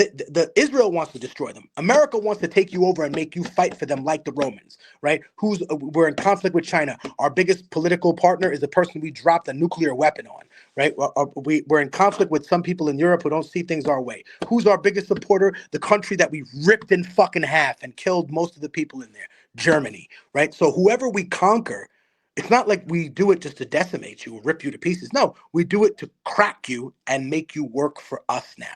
And that is the premise of what they're trying to do in the Middle East.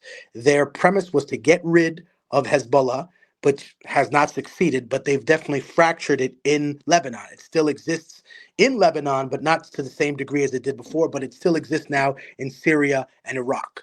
What happened with Syria? We wanted that country since the Obama administration, probably before that. We Mhm. squeezed on Ukraine so hard that the Russians were forced to let go. And what ended up happening is that they were able to decimate them. And then they've lined up the rest of the Middle East to only buy weapons from them. So what has essentially happened? The United States has now fought these proxy wars consistently through not just its ally in Israel, but its compromised Middle Eastern governments that it says, hey, listen, you want to keep your status? Don't do anything. Complain, talk shit, maybe go on a couple of shows, The King of Jordan, so you can seem like you're against it. But you know what I mean? Maybe troll out your wife so she can use her Palestinian ancestry as a way of saying that she somehow has more empathy. But this is all word salad. It's not going Mhm. to equate to anything other than, listen, I'm going to do what the United States says at the end of the day, because a Sisi can say, oh man, I don't want this to happen. We're not going to do this. Brother, the only reason that you're there, Habibi, is because when we got rid of Mubarak, the United States murdered Mohammed Morsi, who was a democratically elected person, regardless of how you feel about, the Muslim Brotherhood. Irrespective of that, the people elected a man. The United States removed that person and installed a military dictator. Do you think Sisi has a capacity to do that? The Egyptian military isn't structured to invade another country. It's structured to keep its own people in check. So therefore, he can Yeah. complain as much as he wants, but he's And absolutely to going to do nothing. yeah, He's not going to and bust a grape. yeah, it's also structured to fight a low-grade counterinsurgency in the Sinai against Bedouin militants. So, Right. yeah, I thought it was really interesting when you brought up uh, the U.S. proxy relationship. Israel is that, and I kind of get tired of like the conspiracy theory that like Israel controls the United States. I mean, it's kind of has a weird dynamic in terms of other colonial projects throughout history. It's very unique in some ways, because it influences our politics so much. But it's uh, uh, I often rebel against the idea that Israel controls the United States. It's an imperial project. And I just kind of want to bring up this point. We've looked at this before. This is an analysis paper from the Brookings Institute from June 2009. Which path to Persia? And what you were bringing up about Israel bombing the Saddam's nuclear reactor kind of reminded me of this paper. So if we look at, I just want to look at the chapters. Um, okay, so like part one is dissuading Tehran, diplomatic options for dealing with a hostile Iranian government. There's persuasion, there's engagement. Part two is military options, invasion, airstrikes. And chapter 5 is my favorite. It's leave it to Bibi, allowing or encouraging an Israeli military strike. And this policy paper, the Brookings Institute, think tanks exist because not every politician or decision maker has the opportunity to be a regional expert or on any given region. So think tanks basically make these position papers for politicians and people within the government in order to make policy decisions. And so we've done episodes before about like the untold influence of think tanks that have on government policy and their complicated relationship to the military industrial complex as well. The Brookings Institute is not one of the worst ones. I think like the Atlantic Council is more hawkish than most, but this idea, the use of proxies, the only reason I wanted to bring that up was to like give like a concrete demonstration about this relationship as Israel as our proxy within the region. It destabilizes the Middle East. It fractures all the Arab governments from uniting. And also it builds its own insurance policy where these governments can't go against Israel because it's made itself important. Sorry, I'm like blanking on the word for some reason. They need it because Israel gives them spyware and espionage equipment that they use on their own population. There's also a really devious reason that do we lose you for a second? No, I'm here. My camera's just weird. Okay. No, Yeah. I was going to say also there's also a devious religious reason that we're holding on to Israel. A lot of conservative Christians in this Seven Mountains theory also believe in the rebuilding of the temple, and they believe that will bring about the return of the Messiah. The only problem is that in that same prophecy, it says that a third of all Jewish people have to die or be converted. So what I've always found very interesting about this sort of consistent fight between some elements of the Jewish community that are very concerned about anti-Semitism, their fight they think is with the left wing. They say, oh man, the pogroms, and listen, those people are not USSR you're dealing with here in this country. They're just angry kids that see what it is. And you being in bed as a conservative or even a liberal Jewish person with the far right, you're doing it because even though they hate Jewish people, literally, they support Israel. And that is one of the most interesting sort of dichotomies that exist in terms of how people react to Zionism, right? You have figures on the right wing that say horrific things about Jewish people, right? Way more than I've ever heard from any angry college kid who's arguing with people who are coming there to antagonize them from a Zionist side. Sure, I've heard negative things exchanged between people, but I've never heard more anti-Semitic crap come out of someone's mouth than a religious right-wing person. And realistically speaking, what I've seen from elements of the Jewish community, especially some of the more conservative elements, is that these people are willing to excuse this sort of anti-Semitism, as long as it's not too naked. When we go full Kanye with the swastika, then they can't deal with that. But the truth is that those people support Israel. They support Israel, but they don't support it for the reasons that Israelis and American Jews think. They support it because you have to die for their Messiah to come back. And I wish some of them. Yeah, and a lot of Zionist pragmatists know that's exactly what these evangelical Christians think of Israel, but they're completely willing to use them to further their own national agenda. That The being the problem is unconditional support of the. they think they're using them. But that's the key. These people think they're using them. No, Mhm. you're not in charge. If you were in charge, these people would be using you. And the reason I Mhm. know that is because they're consistently complaining about their relationship with the United States, and the United States government doesn't complain about its relationship with Israel. People in the government complain, or in the country complain about the United States relationship with Israel. And the reason I bring that up is because when you complain, you show everybody. And I never want to dissuade people from talking about what's wrong with this country or what's wrong with anything. But I just want to bring up a logical point that if you're the one complaining about something, what you've done is indicate to every single person in the room that you're not the one in charge. Because the person who's in charge of something doesn't have to complain about something. They change it to what they want it to be because they're in charge. Now, the difficulties of changing that, sure, we can debate those. But realistically speaking, those people who have created the system have to make this image that they're also bucking the system in order to be able to implement the things that they're doing, which brings us back to our other point about how whether it's the right or the left wing, these people, or in this country, or the center right and Democrats, or the far right and Republicans, these people have to consistently form a narrative about an existential threat to the country. So, in relation to what they have to do, they both have to present this existential threat to America in order to create what you said before very poignantly, this sort of urgency that they can't sell in the media anymore, right? They can't sell 9/11 anymore. They can't, oh, it's Saddam wants to destroy us. And in the future, people are going to look at it like, oh, right, Panama wants to blow up the United States. Really, you fucking moron. This is what we're doing. We're spending $28 trillion to overthrow this country. You're out of your mind. No, we're not going to go through.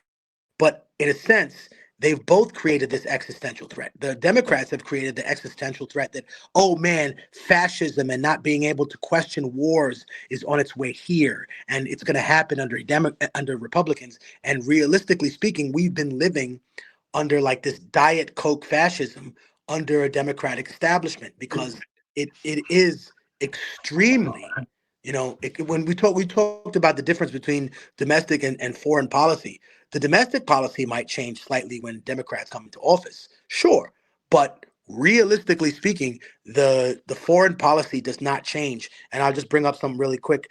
I remember there was a lady who was running as vice president for John McCain. Her name is Sarah Palin, and there Oh, was who can forget? and she was on TV, and a guy from ABC was asking her about the Bush doctrine.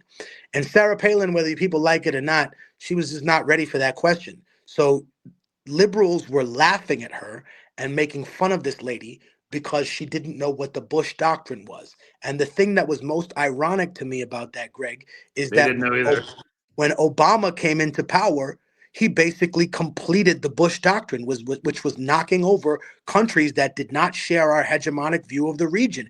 That was the Bush doctrine. You're either with us or you're against us. Remember that one? He was like, "Hey, you're Yeah, either with us or you're yeah. against us," and that's it. That's the It's like Bush doctrine. yeah, the three pillars of the Bush doctrine are like unilateralism, preemptive war, and regime change. Obama did all that All of and that more.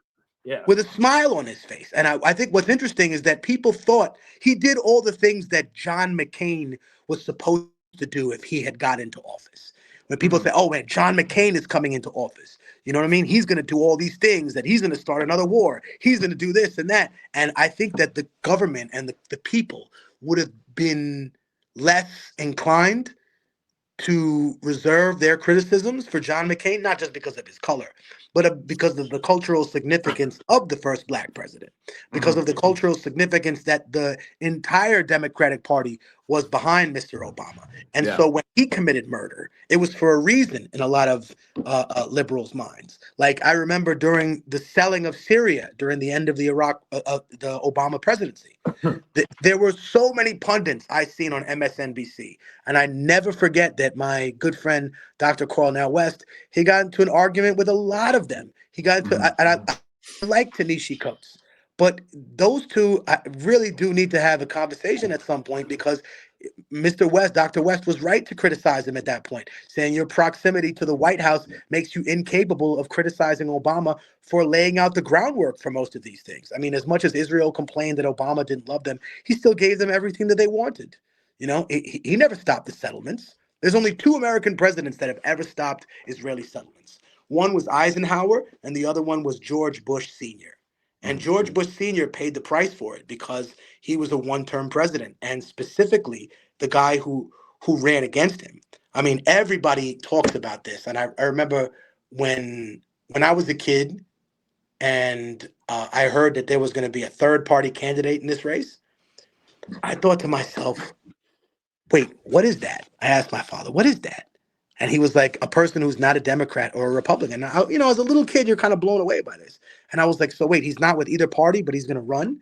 And my dad explained to me as a little kid, the same way I'm kind of regurgitating for the young people that watch the show, those third party candidates are not always there to influence the election for one side or the other, but they have been used for that in the past, which is why they get that bad reputation for being that way. That's why you'll have liberals that attack Jill Stein instead of the fundamental flaws within the Democratic Party. But they do it because there's been a time when that has been implemented. And I think Ross Perot is a perfect example. Ross Perot was a Christian Zionist, a very, very aforementioned open Christian Zionist. And he attacked George Bush on that platform.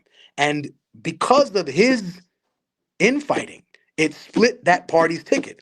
And the person who won was a little known Christian Zionist named William Clinton. And that's who was involved in all of these scandals in intervening in the Middle East before, and who oversaw large numbers of deportations. So I think that, to me, when you bring up what Democrats do as it correlates with what Republicans do, I think the difference is that that doesn't excuse Republicans from their moral bankruptcy. So when I hear people on the right say, "Oh yeah, Obama built the cages," and I said, "Yeah, you're right, Yeah, he you're did." fucking using them. Right. But you're using them. So imagine, Yeah. I told my friend, I love this person, but they're confused. So I told him, I said, imagine if you go to court and you're part of a gang rape, and your defense to the judge is that you were the third person. That's what you're doing. Your defense up there is not that I didn't do this. It's not that I didn't partake in this heinous act. It's that I'm not the first one to do it. I said, so congratulations, you've normalized moral bankruptcy, and you've accepted it as a talking point to elude responsibility for something that Jesus would frown upon, that that the defining figure of who's supposed to be the defining figure of your movement would be thoroughly displeased with. And It yet, only counts if you're the first person. so I think that, but to get into the other aspects of it, going back to George Bush and Eisenhower, and I think the difference was that Eisenhower, I think, was one of the last few presidents that held the type of power that he really did. I think I recently had a song talking about how, America's been in a soft coup ever since Kennedy died. I think that it's been an interesting conversation to have with a lot of people across the board, because they reminded me that Eisenhower, after World War II, taxed corporations to a degree of 90, in some cases 95%. So he would have been called a communist, definitely, by today's modern standards. But the difference was that he was an anti-Musk. He was like, no, you pilfer this government because you play proximity to people of power. Fuck you. Give me 90% of your takes because you were war profiteering. And some of you, Coca-Cola, Mercedes-Benz, some of you branched off into your own corporate structure so you could keep selling the enemy shit. Pay up. And he created the international highway system, not because it was beneficial for everybody, even though it turned out to be. It was because he feared a ground invasion and he wanted to be able to transport troops better. So I think when you look at it from that particular era, you'll see how little power the president has to be able to affect those particular things. However, in Joe Biden's case, I think what drove people away from Kamala Harris and him is that they couldn't make a distinguishable difference between their human rights policies. They were people that claimed multiple times that they were working tirelessly on a ceasefire, only to find out after the election was over that they weren't working tirelessly at all. That Joe Biden is the Vinny the Chin Gigante of the Democratic Party's politics, a guy who plays a person who's physically or mentally handicapped. He plays the person that's on the door of dementia, right? Now, whether he is or not, that's up to his family to come clean with. But here's a person who methodically does things to support Israel and to support the agenda that he wants for the hegemonic view of America and the region, empire building. Mhm. And you think that that's happening by accident, right? You think Joe Biden didn't know that there were a trillion cubic tons of or cubic feet of natural gas in the south of Gaza? I think that the previous administrations probably briefed him on that when he came in and said, listen, we're going to set this up. You're going to knock it down. Trump's going to come in and rebuild, and we'll have access to that natural gas, which, by the way, people who have really studied it better than me expressed to me that when I asked how much and what it could do, and he said the gas that's in that natural gas field could potentially power Europe for 60 to Yep. 80 years. And I said, six, Hmm. that's that much in there? He said 60 to 80 years. Now you tell me, what could a country achieve for itself in terms of its own infrastructure and advancement if it got free energy for 60 years? Oh my God. This is another light jump for the quote unquote first world developed countries and a way of leaving everybody else that's there in the dirt. And what it also explains is that Israel is going to be the regional power, not the Turks like they were fucking imagining. Sure, you're going to get a little slice of Syria back. Fine. The Saudis, as much as they invest in laser and nanotechnology, we don't want them to be a regional power. You're just going to host sporting events, motherfucker. That's how the United States sees you. Sure, you're going to host sporting events for rich people. You're not going to be the regional power. The regional power is our colony, Israel. And the Hmm. rest of you are going to acknowledge that and get in line with it.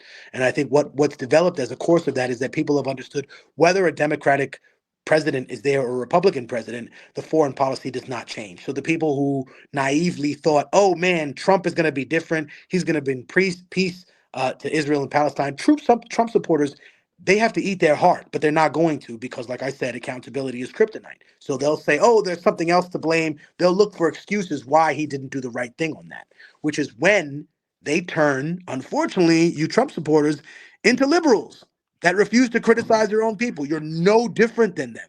You are cut from the same cloth, 100%. Yeah. I guess. Um, yeah. No. I do really. I often talk about the American obsession with unilateralism or the being the unipolar power, and it's all from this like multi-generational foreign policy mania about national security. And they've equated that to not tolerating regional hegemons, which we do not have 100% control over. So we can't tolerate Iran. We have to tolerate China because there's no other option. But We yeah. hate that India has a voice of its own, right? Mhm. We're mad at them and we're trying to push them into a conflict with China, which, by the way, India, who the people there, listen, some of them might be religious zealots, but they're not stupid. They know, hey, I'm not the crash test dummy for you, United Yeah. States. I'm not going to spend Also, they millions of had. people in this Yeah, war. they've also fought a border war with China, and it did not go well Multiple for India. times. Yeah. Right. And I think what they realize is, wait a minute, what we really are being done, what's really happening to us is we're being set up to take the fall and deplete their resources. Now, here's an interesting thing. I paid attention to the war in Ukraine since it started in Hmm. 2013. I'd always been a student of like World War II history, so I realized why the Ukraine went Nazi. Fucking Hmm. Stalin starved these people. They were dying in droves. They felt that Hitler would be a better option. They obviously made a gigantic mistake. Their country was torn apart. And what's happened now as a result of it, and these are people who are Ukrainian people. I met them online through a series of debates, and they informed me about something really interesting, Greg. They Okay. said even though the United States has maintained, and they're grateful to the United States, even though they say the United States has maintained their physical sovereignty in a sense where you and me can agree that even if we don't agree with that war or the money laundering, we can say facts are facts. Without the United States interference, the Ukraine would have fell as a country a couple of years ago, perhaps, or last year. Hmm. But because the United States intervention is there, they've managed to be able to stifle that. The difference is this, and this is where we get to the nuts and bolts, Greg. Every aspect of that country's property is gone. The water rights have been sold off. The mining rights have been sold off. The housing situations have been sold off. The mineral exploits of whatever is there. The grain trade has been sold off. Hmm. Every aspect of that country has been privatized and sold off to the highest bidder, which happens to be the United Well, States and other people there. Lindsey Graham in an interview from like late last I year, remember. last fall. Yeah. You remember that one? He's like, well, we need the Donbass, that all those rare earth minerals, the lithium deposits. Like, you want Russia and China to have that? No, we need that. And of course, I'm paraphrasing, but the thing I like about politicians, right wing politicians, war hawks like Lindsey Graham, is he does say the quiet part out loud. Right, which in a sense is probably what might actually happen. It's interesting you bring that up. I've heard that theory on the dark web already, that the reason that they came to terms is because they're going to offer the United States the idea that they'll have access through some of their companies to those resources, and in return, they're going to put a cap on the Ukraine joining NATO. So they're going to tell them, okay, you can join NATO in 40 years, but not now. So with the Republican administration, that looks like what they would do. So it looks like the new president coming in and changing the course of things. But really, you and I both know that people in the Pentagon the past few years have been saying, Jesus Christ, we're burning money. Like, dude, we're throwing money out the window at this Yeah, problem. It's yeah, not going away. We're not going to win a war against the Russians. We're not going to invade Russia. This thing is not going to turn around the way we've been telling people. It's become a meat grinder. And it's like Terminator 2 out there, bro. Like, if you remember that movie Terminator 2, yeah. what Like the machine Skynet, who are Skynet. they at? Who are they at war with? Here's the crazy thing, Greg, and this is crazy to bring it up, but I talked about my friends with this so much. Skynet was already using those machines, the Terminators, on Hmm. other countries. They were using them, like the prototype versions of what they had, that was Yeah, already out there in all of the canon versions. The problem with the Terminator is that the technology turns on us, yeah. right? That's the only thing that hasn't happened yet. Every other aspect of that Terminator story of using like drones who think for themselves to kill people, that's Cyber already in dogs. play. Yeah. And, we're working on developing a new podcast called the Imperial Boomerang. It's obviously based off the theory pioneered by a lot of Caribbean intellectuals, but it basically holds that colonial forms of repression and violence through imperial feedback will be visited on the core of the empire, its own citizens. So, what is Ukraine from a military perspective? It's a massive open air weapons test, and they're developing drones. They're seeing, because nobody could have envisioned that this is what drone warfare would look like. So we now know what drone warfare looks like, and we're developing drones, spyware stuff, and that all these prototypes that are being field tested, not just in Ukraine but also in Gaza and Palestine, are going to come to a local law enforcement department near you. And I think that's the connection that people don't make, that the Hmm. cop cities are now popping up more and more, that a lot of these police departments are trained by IDF. So when young people asked me, they were like, wait a minute, what does Israel have to do with the street here in the Bronx or something? I said, well, NYPD got an office in Tel Aviv. And they were like, why? And then it's because they use their spyware systems to match your face and to do other stuff. They learn those tactics from there. And yet they still rely heavily on us. So Hmm. one thing that I'll tell people is, I got some inside information on the United States invasion of Gaza, because that's what it really was. They used the Israelis as their front, but the United States wants that land for the trillions of cubic gas. So it is their operation, whether the Israelis like it or not. And their operation is, no, we're going to dismantle structure. We're going to dismantle leadership. We want the land. We're coming in and we're going to play peacemaker, while we have created a situation in which it looks like utter chaos. But they're playing the little finger role real well, because chaos is a ladder to the United States. The one thing I was going to add is that before we said that we were talking about what existential threats were outside of the United States. And I think there still is one. I don't think they're going to turn internally yet. I think there's still one that's on the board, and that is Yemen. Yemen is a thorn in the side of the United States. Why? Because unlike the rest of the countries, they're a state of their own. And like Hezbollah is inside Lebanon. They're not a state of their own. So the resistance in Iraq is not a state of its own. Even Assad, who was holding on to maybe 8%, 30% of his country, not even a recognizable state of its own. But Yemen, even though it's only half of what it is a state on its own, and it's able to be resupplied by Russia. And during that time in which the Russians sent, remember that stupid news story about, oh, there's a nuclear sub in Cuba again. Yeah. Yeah. And at the same time, Greg, look it up. There was a carrier group that landed within a week of that in Yemen. And what did they resupply Yemen with? Surface to air missiles, right? Hmm. With short range ballistic missiles, with a bunch of supersonic missiles, shit that was just like, oh God, what the fuck are they doing? They're making it impossible. They're creating what we call sometimes in these little tactical conversations a spiked ball. The harder you Hmm. squeeze on that spiked ball, it doesn't hurt the ball. The spikes go through your hand, bro. You're playing with the Russians created a spiked ball in Yemen. The Americans would like to take that piece off the board. And so what I think is going to happen is that they're going to carve a piece out of Somalia and create another independent state on the other side to force them into submission. And I think what's essentially happened in that, for example, they're striving to carve a section out of what I see on the map as Western Somalia, right? They Hmm. already have Djibouti, but at the same time, they don't feel like they're a reliable partner. So they need something to intervene. And also, if you see the way that they act militarily towards Yemen and versus Gaza, it's totally different because it's people who have the ability to defend themselves. So when George Bush said to Saddam, you have weapons of mass destruction, and Saddam said, no, I don't, I swear to God, we said, all right, invade him because we know he doesn't. But when we played the same game that year with Kim Jong-un, right? He said, yeah, I got about a dozen of them. Not all of them are going to hit, but I'll take care of San Francisco and LA and Hawaii. Fuck you. Let's go. Yeah.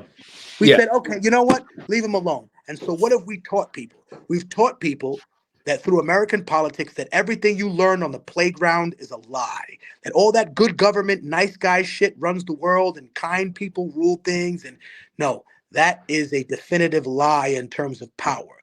The way people achieve power in this country or in anywhere is by hurting the people that other people love, by using leverage, by being able to come in and offer definitive solutions to problems that don't exist Yeah. so that they benefit us when they do.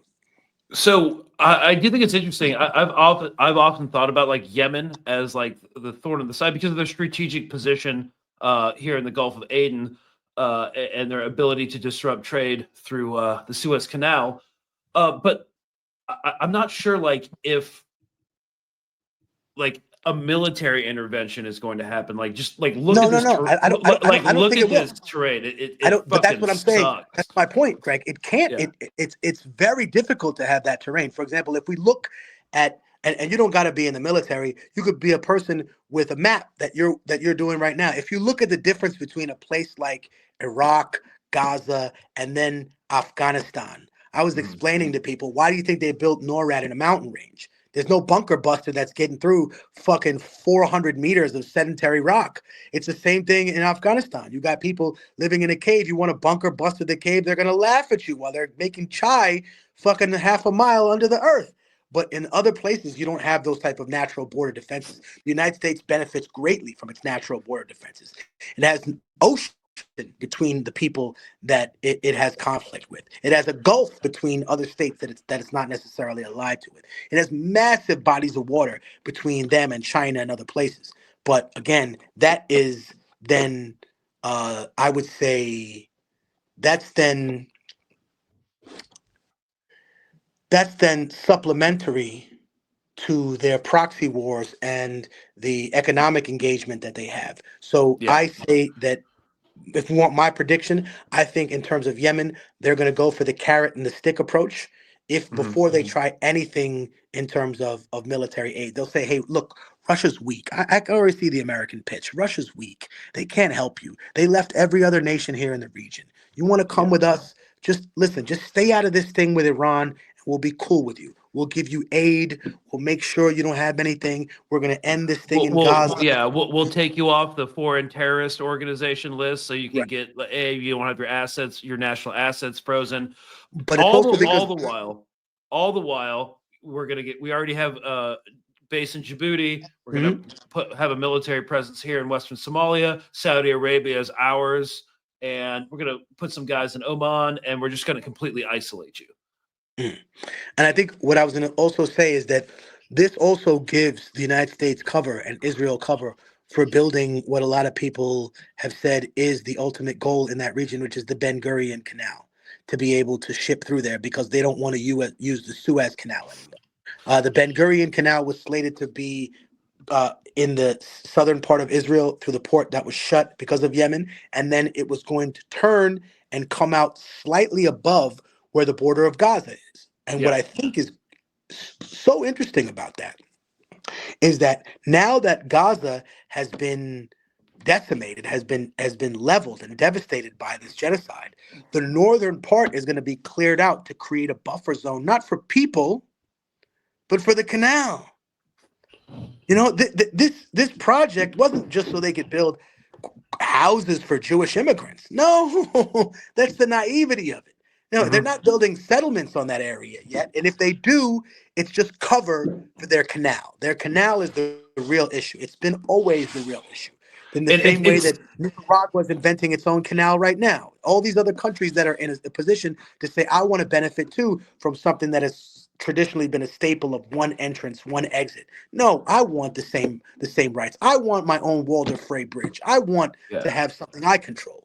And you know, the Western powers have never been comfortable with Egypt being in control of the Suez Canal and responsible for its security. Like, remember what was in the late 50s when the Suez Canal got shut down? The fucking Brits dropped in airborne divisions to like get that thing reopened. It was a mess of an invasion.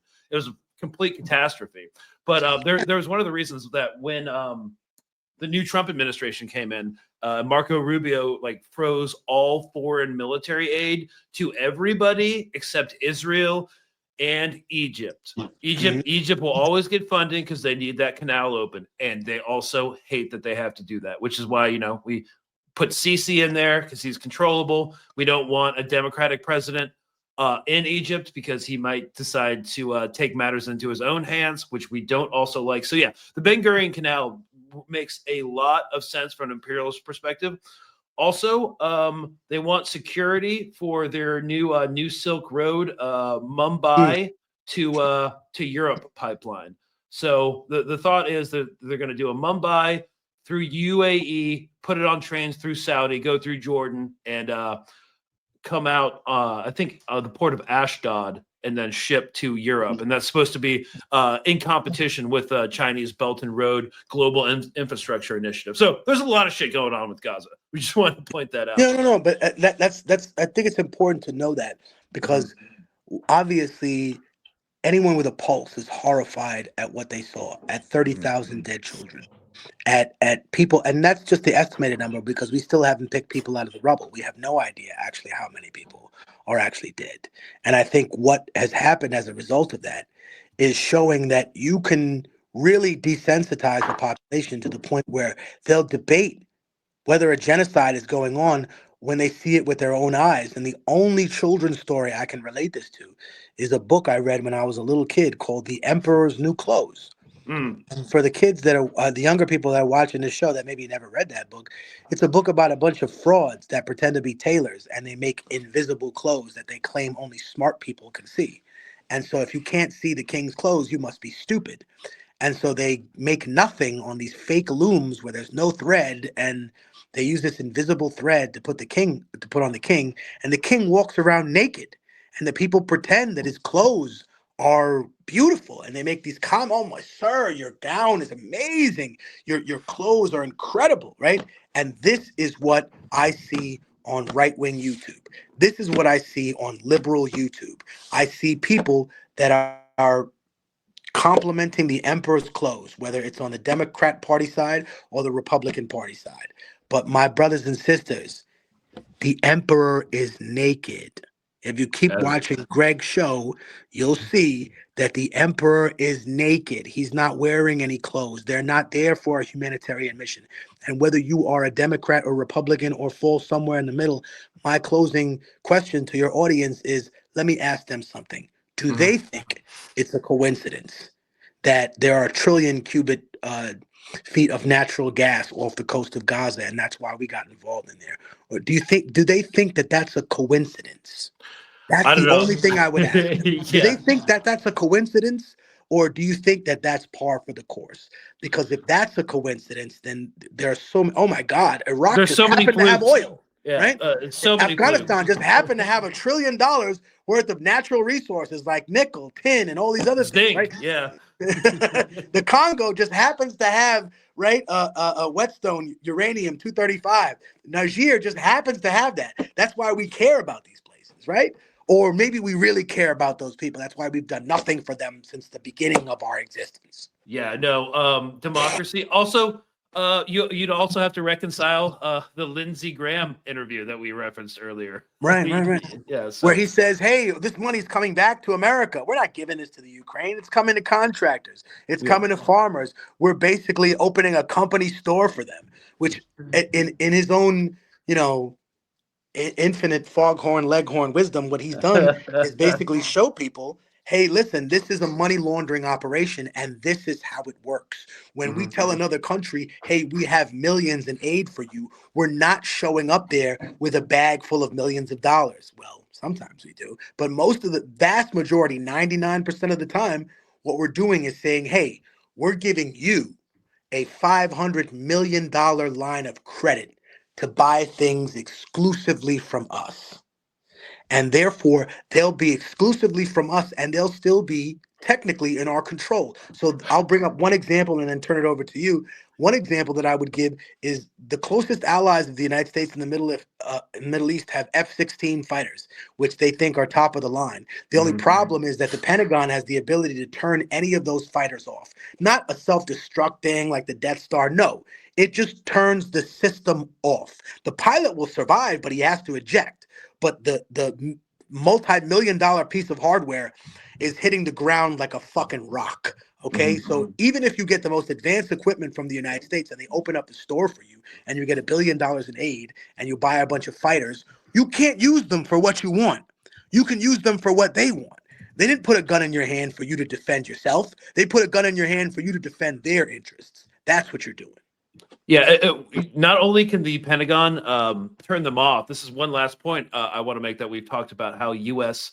sells weapons and all this Cadillac next-gen shit to foreign militaries. It's because, yes, you might own the F-16 Falcon, but guess who's the only one who can build and sell replacement parts? Right? Yeah, General Dynamics. Yeah. Yeah. So if you piss us off and we put you under sanctions, you cannot get General Dynamics parts.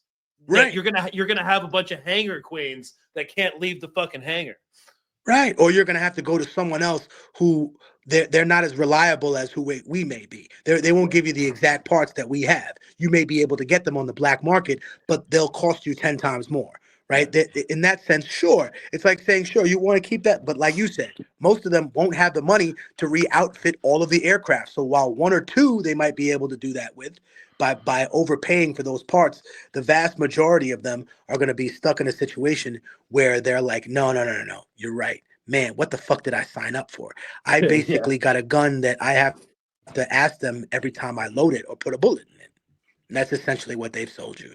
They've sold you a weapon that only works when they wanted to for their causes, not for your causes. Yeah. And if you do brutalize someone with it, it better be your own people and not someone we didn't tell you to do that to. Yeah. Hear no evil, see no evil. So, all right, man. Well, I think we covered a lot of ground. Definitely, man. Yeah. This might have to be a 2-part episode, but I just wanted to tell everybody out there, I really appreciate people tuning in to the show, Colonial Outcast with Greg Stoker, Immortal Technique. If you want to see me, I'm on immortaltechnique.com. I got a bunch of shows coming up in New York, Cali, and then some in I think eventually we're going to Australia, but we're popping up at a bunch of different places. So come to immortaltechnique.com. Do you perform regularly in New York? I'm there like 6 times a year. So I actually got a show on my birthday. Me, Lord Finesse, and Grand Poobah on February 19th at SOB's. The club's in downtown. It's SOBS.com. So please come by. It's going to be a wonderful night of of of hardcore hip hop. And I'll send you a flyer later on. I'll just text it to you, Greg. So if you want to share it, you want to come by, I'll put you on the guest list. It's going to be a great night. Hardcore hip hop, and it's also my birthday, and I've decided to quit smoking that day, so it's going to be an interesting day. Well, good luck. Break a leg on the show, and good luck with you not smoking. I hope so, man. I hope so. All right, man. Well, I will post all Immortal Techniques links in the description. Thank you all so much for listening, and we will see you tomorrow for our weekly comedic episode before the horror of the weekend goes down. So here's y'all, and we'll be checking in with you soon. Peace.